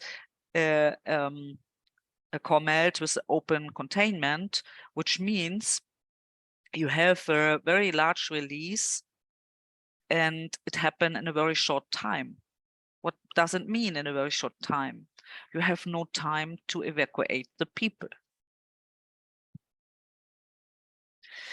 The other target, it was also mentioned already, are spent fuel pools, which are very vulnerable in the VVR in Russia and also in Ukraine and in other places, also in France, for example. in some plants, in the spent fuel pool, there is more fuel or more inventory than in the reactor itself. So if you break the concrete water so that you cannot fill more water in, so more drain out than you can fill in, the fuel can heat up and melt, I would say, and you have the problem that the zirconium with cladding the fuel assemblies can burn after in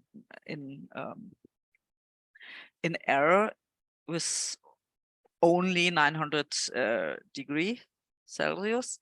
But if you have some small zirconium, it also can be burned earlier, started at 200 degree, which is easily get from the heat from the spent fuel pool. And this fire you cannot extinguish with water because you need other material. And you also cannot not approach the fuel assemblies because you get very high dose. So in these scenarios, a very big release is possible. So there are a lot of difficult scenarios. I discuss this in SEAL and with a lot of experts from military and from protection against terrorism. So I decided to mention 3 different scenarios. One is attack from the air, the other is firing from a distance, and the other is intrusion of attackers called insiders. And I wanted to mention that it's not my intention to provide useful information for terrorists. But I think the public and also the politicians have the right to know what could be the danger. And I'm sure that terrorists could have the ability to find out what I find out, I would say. So we'll starting with the insider threat. So it is in the expert area, it's very known that the insiders are a very big threat. Sometimes it's said it's a bigger threat than from external attacks, because there could be someone who is working in the nuclear power plant and has access to all areas and is interesting to make an attack. And it's very difficult to be protected against this. And okay, it's not so easy to bring explosives inside.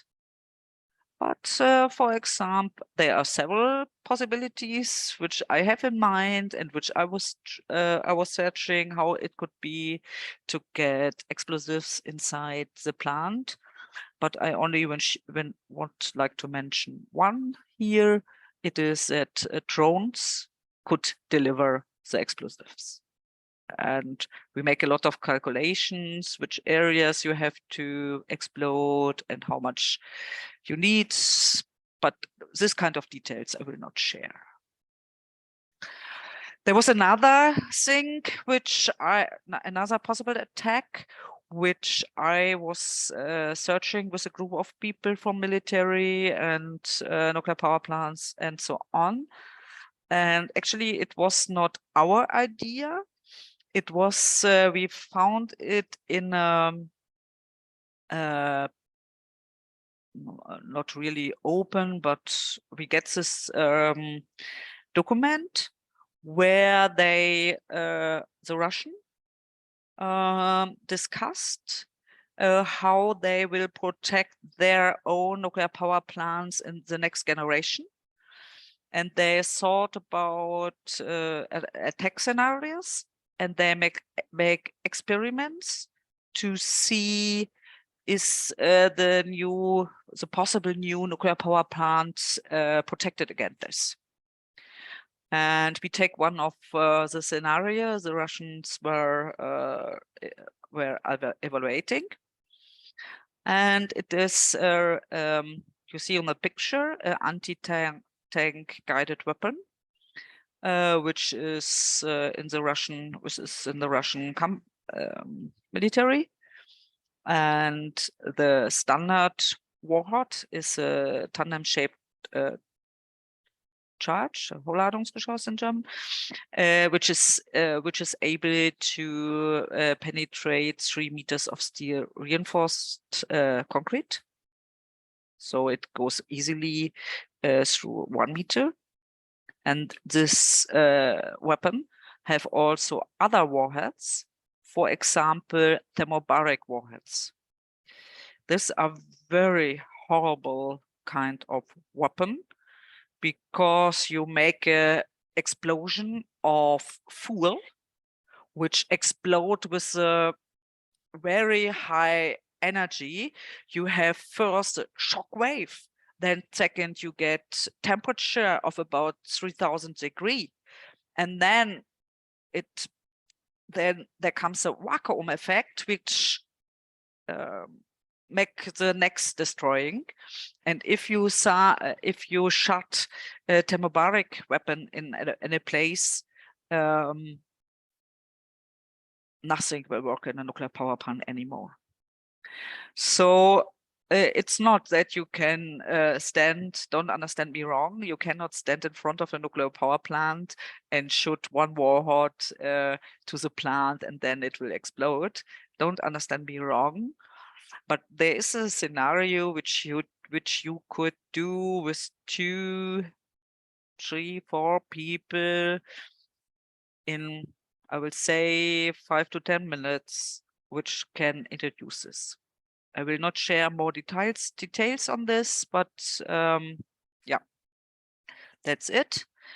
And as I said, there's a third idea, which also is, I will say, kind of stolen from reality, to take a helicopter.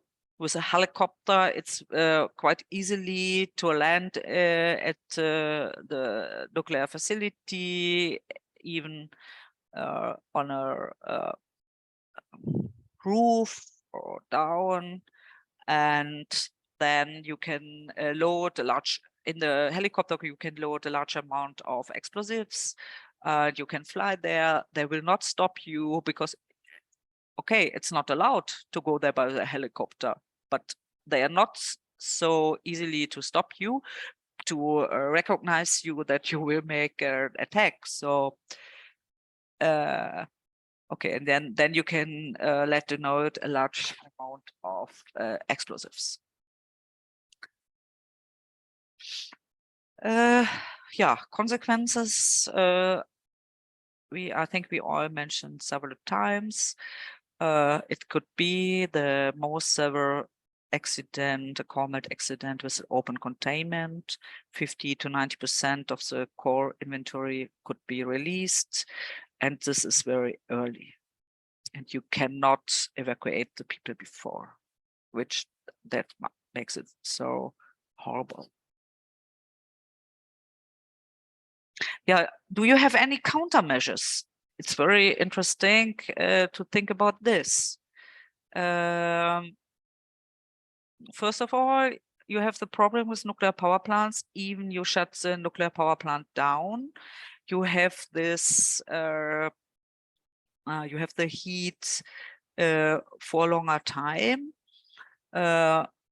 Nicolas shows some pictures. We calculate in a study that to be safe or kind of safe, you have to shut down at least a month, better 3 months before. You cannot say, oh, there could be an attack tomorrow, let's shut down the nuclear power plant.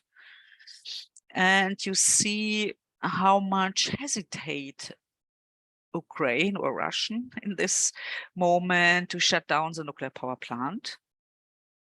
Yeah, so then you can think about strengthening the protection of the facility. Yes, but in the point you give a lot of weapon security in the area of the plant. There also could be that increase the risk of insiders, that the security people, this armed security people make any attack.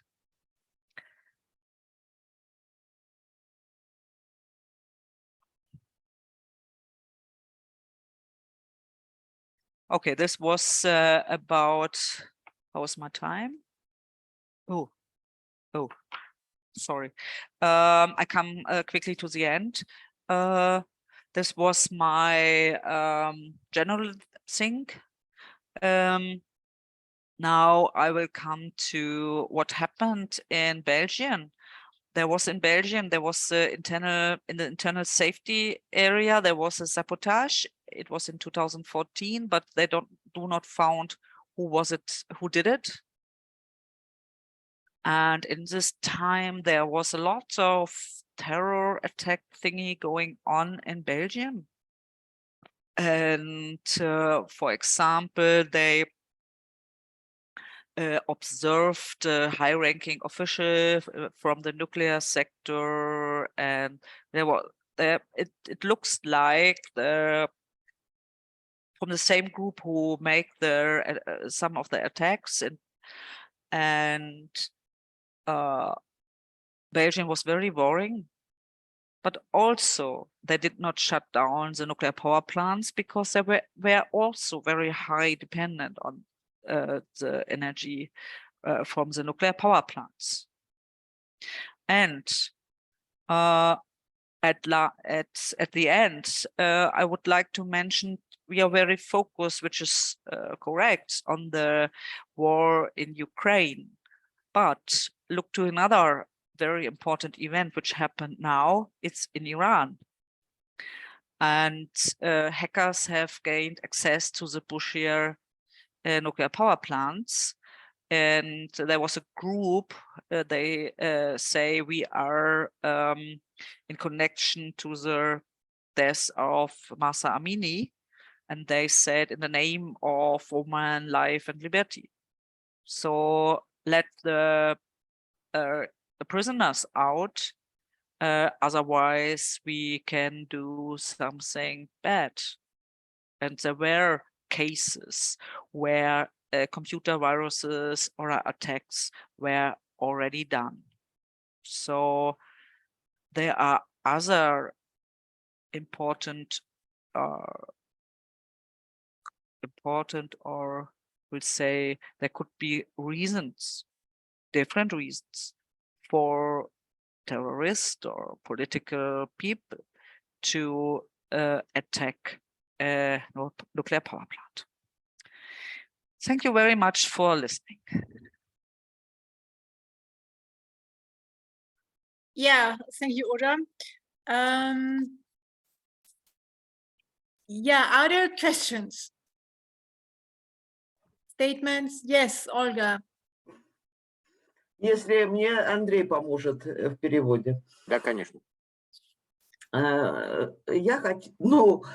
меня нет такого шикарного английского, чтобы оппонировать Оде и Андрею. I'm sorry, my English is not so fluent to argue with Oda and Andrei. Но я исхожу из таких соображений, что развитие ядерной энергетики – это научно-технический прогресс, это технология, которая при производстве электроэнергии не выделяет никаких газов.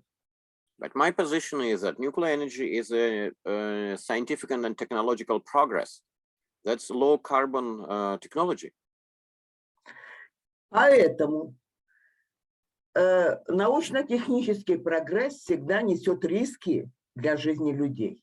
And the scientific and technical progress is always brings some risks for people. Например, в автомобильных авариях погибает количество людей больше, чем при тех радиационных авариях, которые случились за историю человечества. For instance, in the car incidents, there are more people killed than in all the radioactive disasters during the whole history of the mankind. Поэтому мне кажется, что нужно всегда дать баланс вреда и пользы. That's why we always need to have the balance of the risks and positive and negative things. Поэтому я не хочу, сейчас времени мало, я инженер по образованию. И я за высокотехнологические сферы, за то, чтобы производство электроэнергии было без выделения парниковых газов. Okay. I am an engineer and I stand for high tech, for energy production without any greenhouse gases. Okay. You have more on that, because I would like, Andrei, if you could help, I would like to stay on this security issue, not to go into a CO2 and gas and coal discussion, if possible. Да, я поняла. Значит, Андрей, поэтому мы впервые столкнулись в этом году с ядерным терроризмом. Okay, first time we really see the nuclear terrorism. It happens this year. И мы должны принять решение, как это предотвратить и что нужно сделать нам, инженерам, для того, чтобы это не повторилось. So we need to find solutions and to take decisions how to prevent that in future, and what we, the engineers, can do to prevent that. Я считаю, что выполнение соглашения Парижского о климате, кроме возобновляемых источников, обязательное дополнение атомной энергетики на новых технологиях. Need to include nuclear power together with renewables, of course, but nuclear power based on the new technologies. Okay, thank you. I think, as I said, we don't want to discuss the CO2 balances right here. I would like to stay a little bit with what we heard in the last 20 minutes. I think what we see from all the presentations, whether it's Olga who showed how the Russians just don't shy away from anything, going to the technical details from Nicholas and Oda. I mean, we are at the point of asking, as you also said, is it possible to change the situation with engineering or other, Oda already mentioned, increasing security might also backfire, the physical security around the plants. And in this, because this was discussed also without us, so to speak, as I mentioned, at CIPRI, as we know, very renowned institute, and they, I think, invited what kind of experts are out there. For example, as I said, Anita Nilsson from the IAEA and other colleagues of her. And I would like to read to you just quickly what I noted down, what their recommendations would be. And it will be great if Oda and Nicholas and Olga and whoever feels wants to say something, whether you see this as a way, whether this is doable simply, yeah? So they demanded as conclusions for the future, the IAEA experts said, we need to continue to strengthen the framework. We have to recognize the dependence between safety and security. We need more planned risk reduction processes. And then legally, so to speak, they also made clear where the responsibilities are. Nilsson, for example, compared the situation we're in now to COVID, where the governments were not prepared for. But now we know the situations, operators have to prepare for this, governments need to prepare for this. And he claimed that Grossi showed us how this situation can be handled. And so we're back to where we were before. What does this mean in reality? I mean, it's a lot of slogans. They seem to be trying to say, yeah, it's doable, but technically I don't see it right now. I also remember darkly, I don't know why this happened. It was around these terror attacks. Oda certainly remembers there was a discussion also in Germany where they said they would have these big fog machines that would cover the nuclear power plants in fog, and therefore the terrorists wouldn't find them. I'm not so sure whether this works in times of Google Maps, and even I'm able to find most things already by now. So then I remember the Czechs also had great ideas. They said they have fighter jets. So if there is any attacks, few minutes later, fighter jets. We all know it takes them hours usually. So I'm just saying, we knew about this and these threats were discussed. And Oda mentioned already, of course, many situations where governments and operators were thinking about it. And as I said, we had the fog machines, we had the fighter jets. What do you think? Is this a way forward at all? Is this thinkable? Oda, Nikolaus, Andre, what do you think?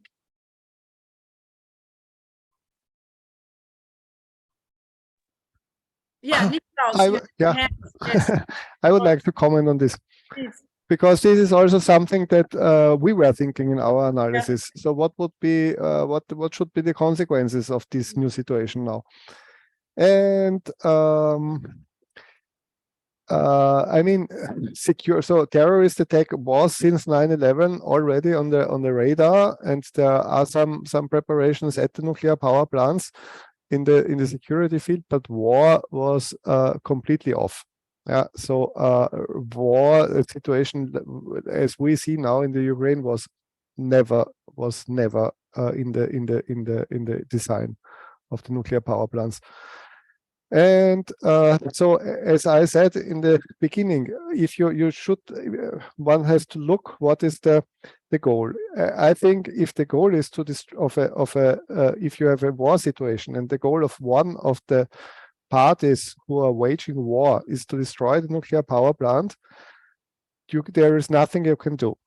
Yeah. So if the parties are equally somehow similar, the strength is similar, then it's not possible to defend such a big facility and such a sensible facility against a deliberate attack.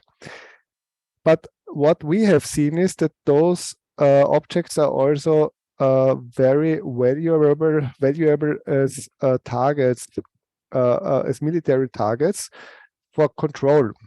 Yeah, since you have the control over electricity production, so they are logical military targets as well, and not necessarily the parties want to destroy the nuclear power plants; they want to control the nuclear power plants. And here there is something you could do. So, in the sense, strengthening the framework. I would say what would help. We were not doing a comprehensive and systematic analysis at the moment. Yeah, it was a very quick project, and we were looking at points that we knew were weak, and one is generally known, which is the station blackout. And I think the main steam line and multiple main steam line break is something which is at the moment a little bit out of the radar, but which is also very dangerous. Yeah. And so in this sense, yeah, you could have a complete analysis of your nuclear power plant. Yeah, how is the diesel stored? Yeah, how is the diesel generator buildings? Is there enough redundancy? Is there enough diversity? Are they on different parts of the plant? Yeah, so how are the connections from the diesels to the nuclear power plants? How is the spent spent fuel storage facility? Yeah, is this safe? So if you do a systematic rundown, I'm sure that you will be able to strengthen the plant. You won't be able to make it 100% safe, but you will have the possibility to strengthen the plant against situations like we are in now. And I think that should be done. And I think it's a positive thing that on your conference there was the conclusion that we should do something. Yeah, but one must realize also that this won't give us absolute safety for such extreme situations. So this is basically my conclusions. So I Okay, think, but so you are mainly, so to speak, to increase the safety and the robustness of the plant, and you didn't mention any of those external measures that I quoted, so to speak, before. You don't. yeah, I mean, this is I'm more on the safety side, but yes, I don't know what kind of I mean, this is against terrorist attack. Yeah, this is so. But in a war situation, to shut on a fog generator, I'm not sure it's much. Yes, of Yeah, course. so this is but for terrorist attack might be, yeah, but for war, I think this is you can only hope, yeah, that the safety margins of the plant are big enough and strong enough that the fight ceases and you can go back to operation without running into a severe accident. Mhm. Thank you, Oda.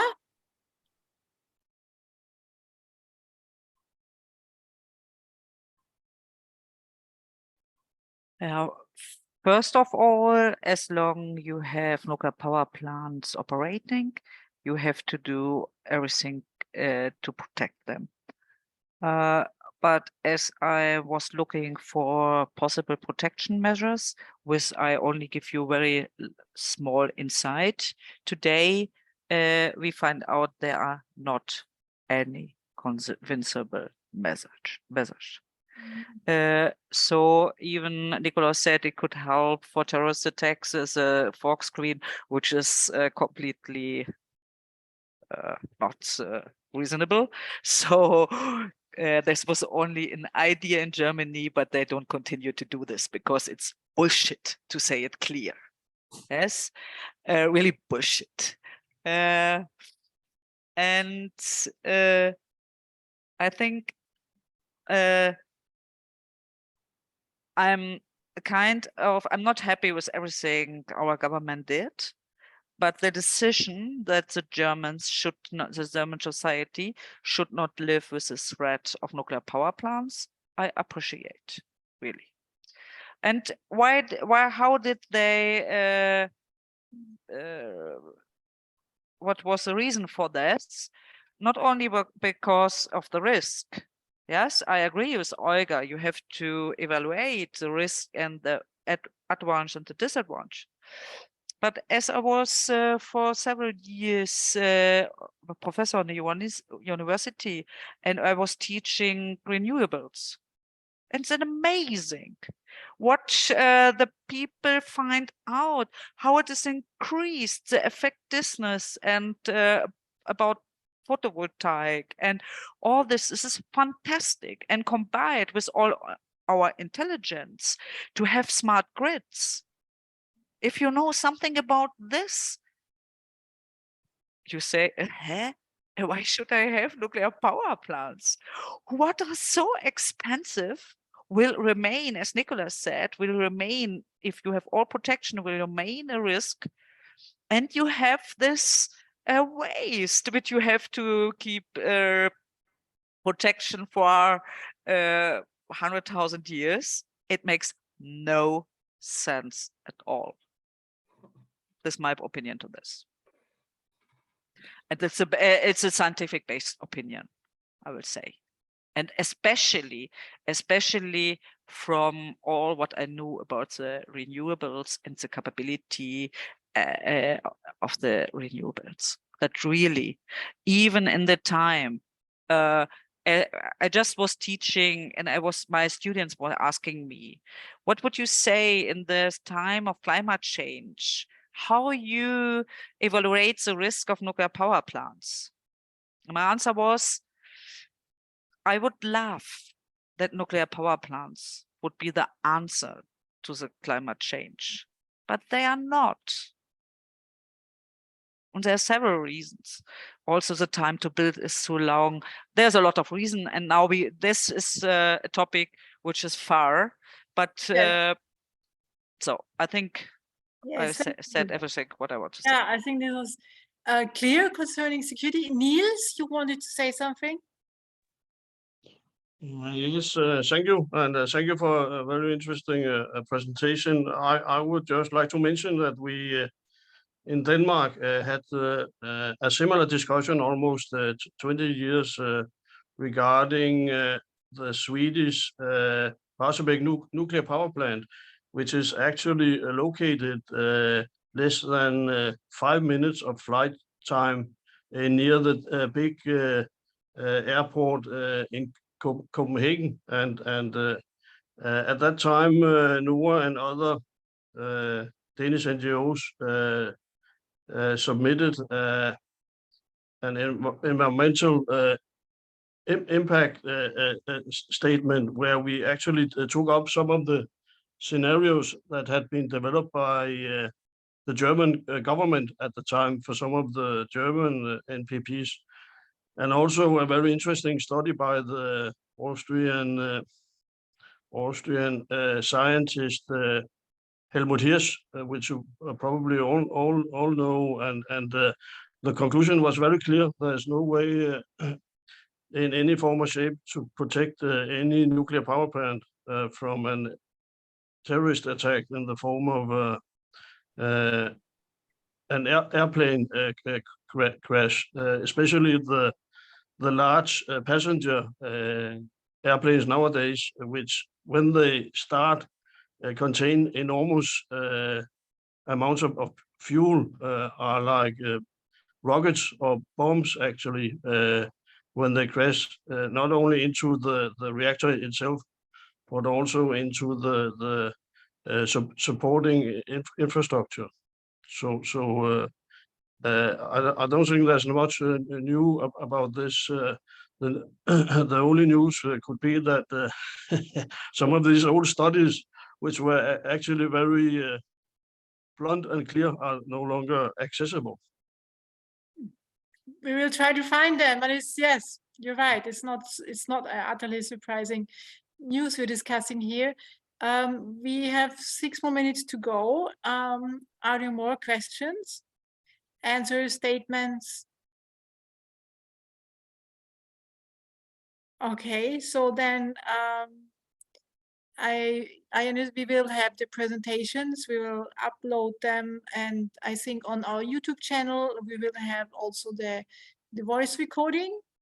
Thank you very much for joining us. Sorry, Patricia, your presentation is missing. Yes, we have 5 more minutes. You're correct.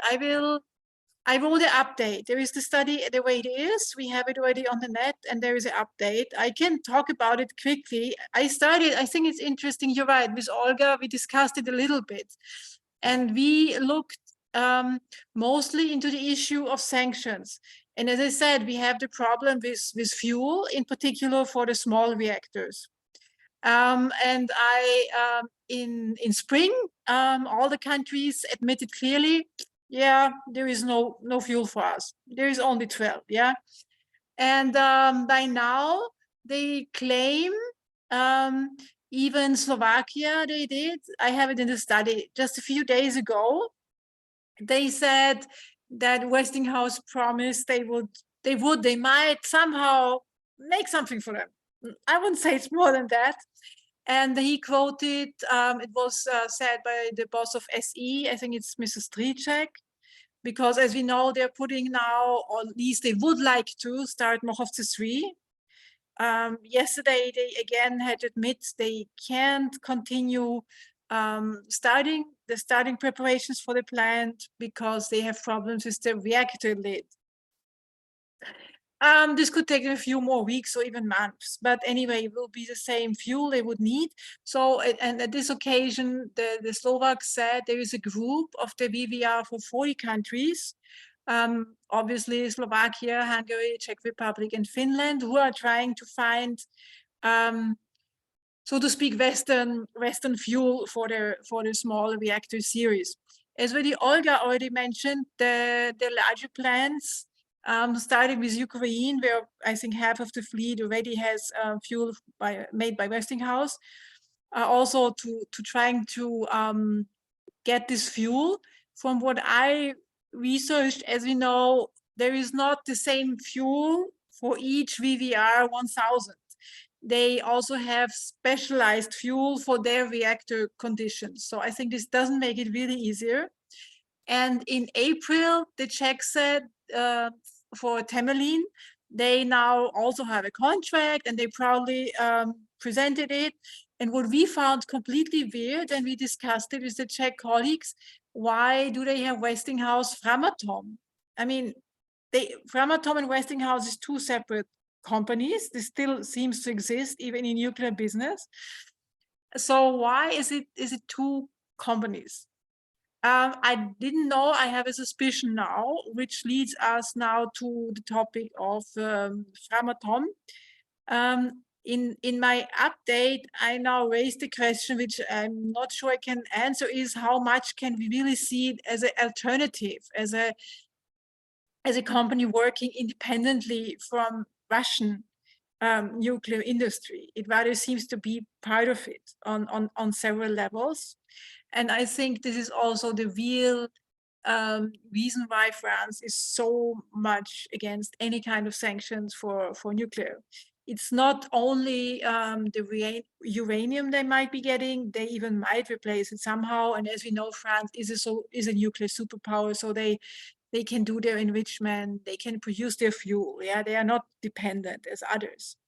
But it might be this very tight cooperation they are having with Rosatom, which they started in 2021.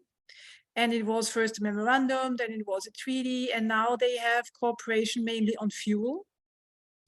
And they have a cooperation on the instrumentation control systems.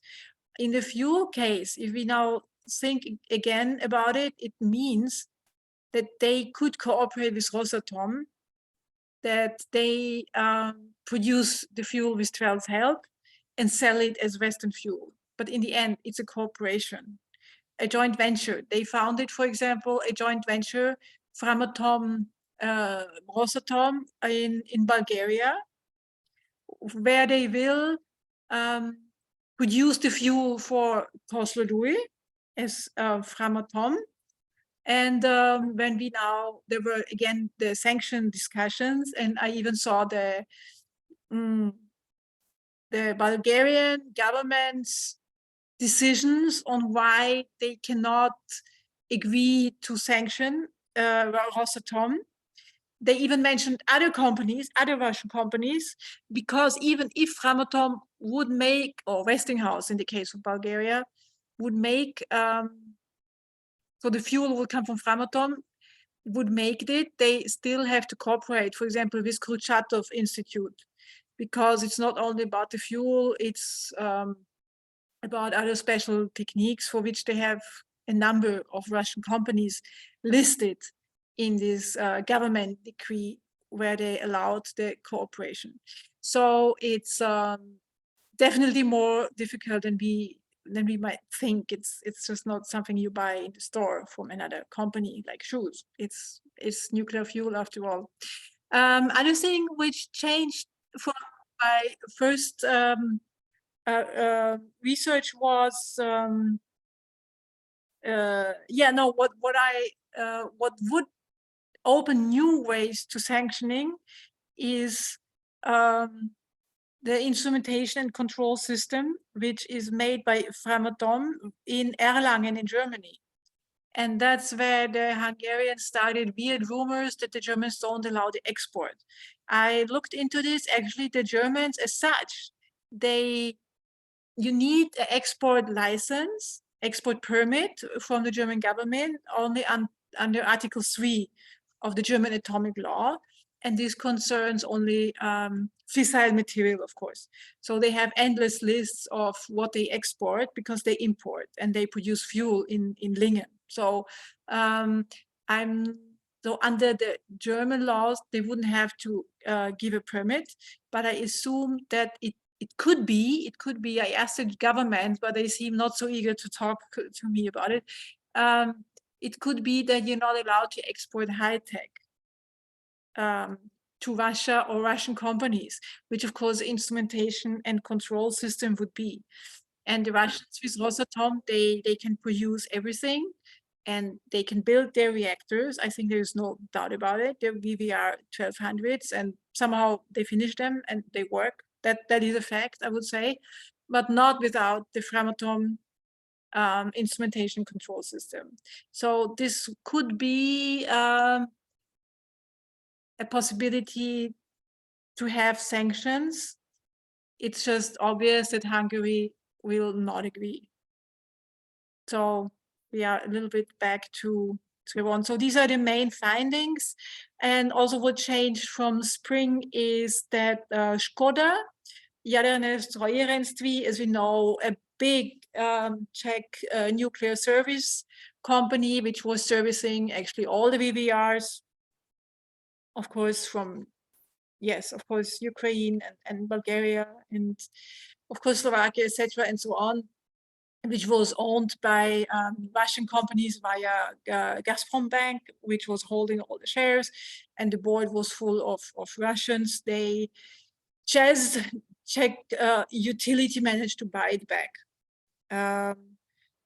This is a deal that's now settled, so this is back, which causes a little problem for the Czechs again, because ŽEŽ, the technical supply organization and independent research organization, is now owned to a very large extent by ČEZ, which is not so independent anymore. But yeah, that's a situation they came into now. And now I think I had 5, the fuel replacement. So there is certain progress. Impact on Rosatom, as I said, is that their own exports might become difficult if they don't get the Framatome INC. I think there's the status of Framatome as a fully Western and Russian independent supplier is not the case. Simply, they are too dependent on Rosatom, and all this leads me to the conclusion that sanctions against nuclear business not to be expected anytime soon. That's just, there is too much dependence, and for campaigners it might be possible to work on certain angles. But I think this whole package, where we actually started a discussion when we recalled what the parliament wants and so on, is not going to work out too quickly, unless also the Ukrainians would start campaigning for that, so to speak, as a government.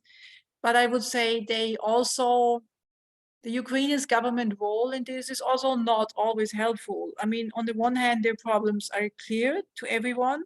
At the same time, they come in with extremely pro-nuclear positions, which then doesn't help either. So they would have to make up their minds. So both sides, also the West. On the one hand, they want to boycott everything. At the same time, they are dependent, and mainly France, I think, wants to keep the obviously very good cooperation with Rosatom. While, of course, the small countries with the VVRs, they are fully dependent. They have no replacement. They got themselves into this situation, and now they're in. While I think France is hoping that they survive simply, and they keep their business ties. And similar, I think, is also valid for the US. And as I mentioned already, the uranium mining enrichment capacities.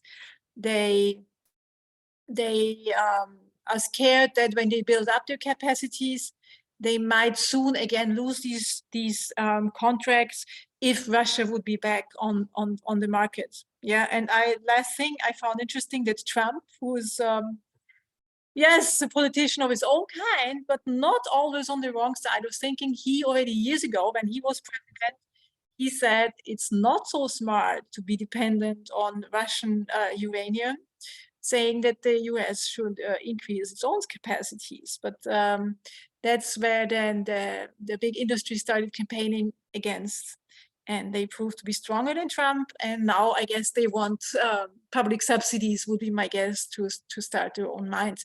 So this is the presentation. I didn't make a presentation, but as I said, I have a study, and the study has an update, and we will send you the link. I think next week we'll be able to finish layout and put this on the web, so they can read what's happening here. And I'm sure I will follow this up and hope I can make an update in a few months' time, because things are changing quickly here. Yeah, other questions on this? Sanctions and Rosatom and Trell? No, everyone's mind's just blown. Okay, so thank you very much. It was a very interesting discussion. Thank you, Olga, that you managed to find time and electricity to be with us. It was very interesting, of course, to hear your standpoints. We never discussed with you before. Hope to see you again. Are you okay, Olga? Yes, I don't hear you. But you... Thank you very much for discussion. Yes, thank you. It was good. For other view of the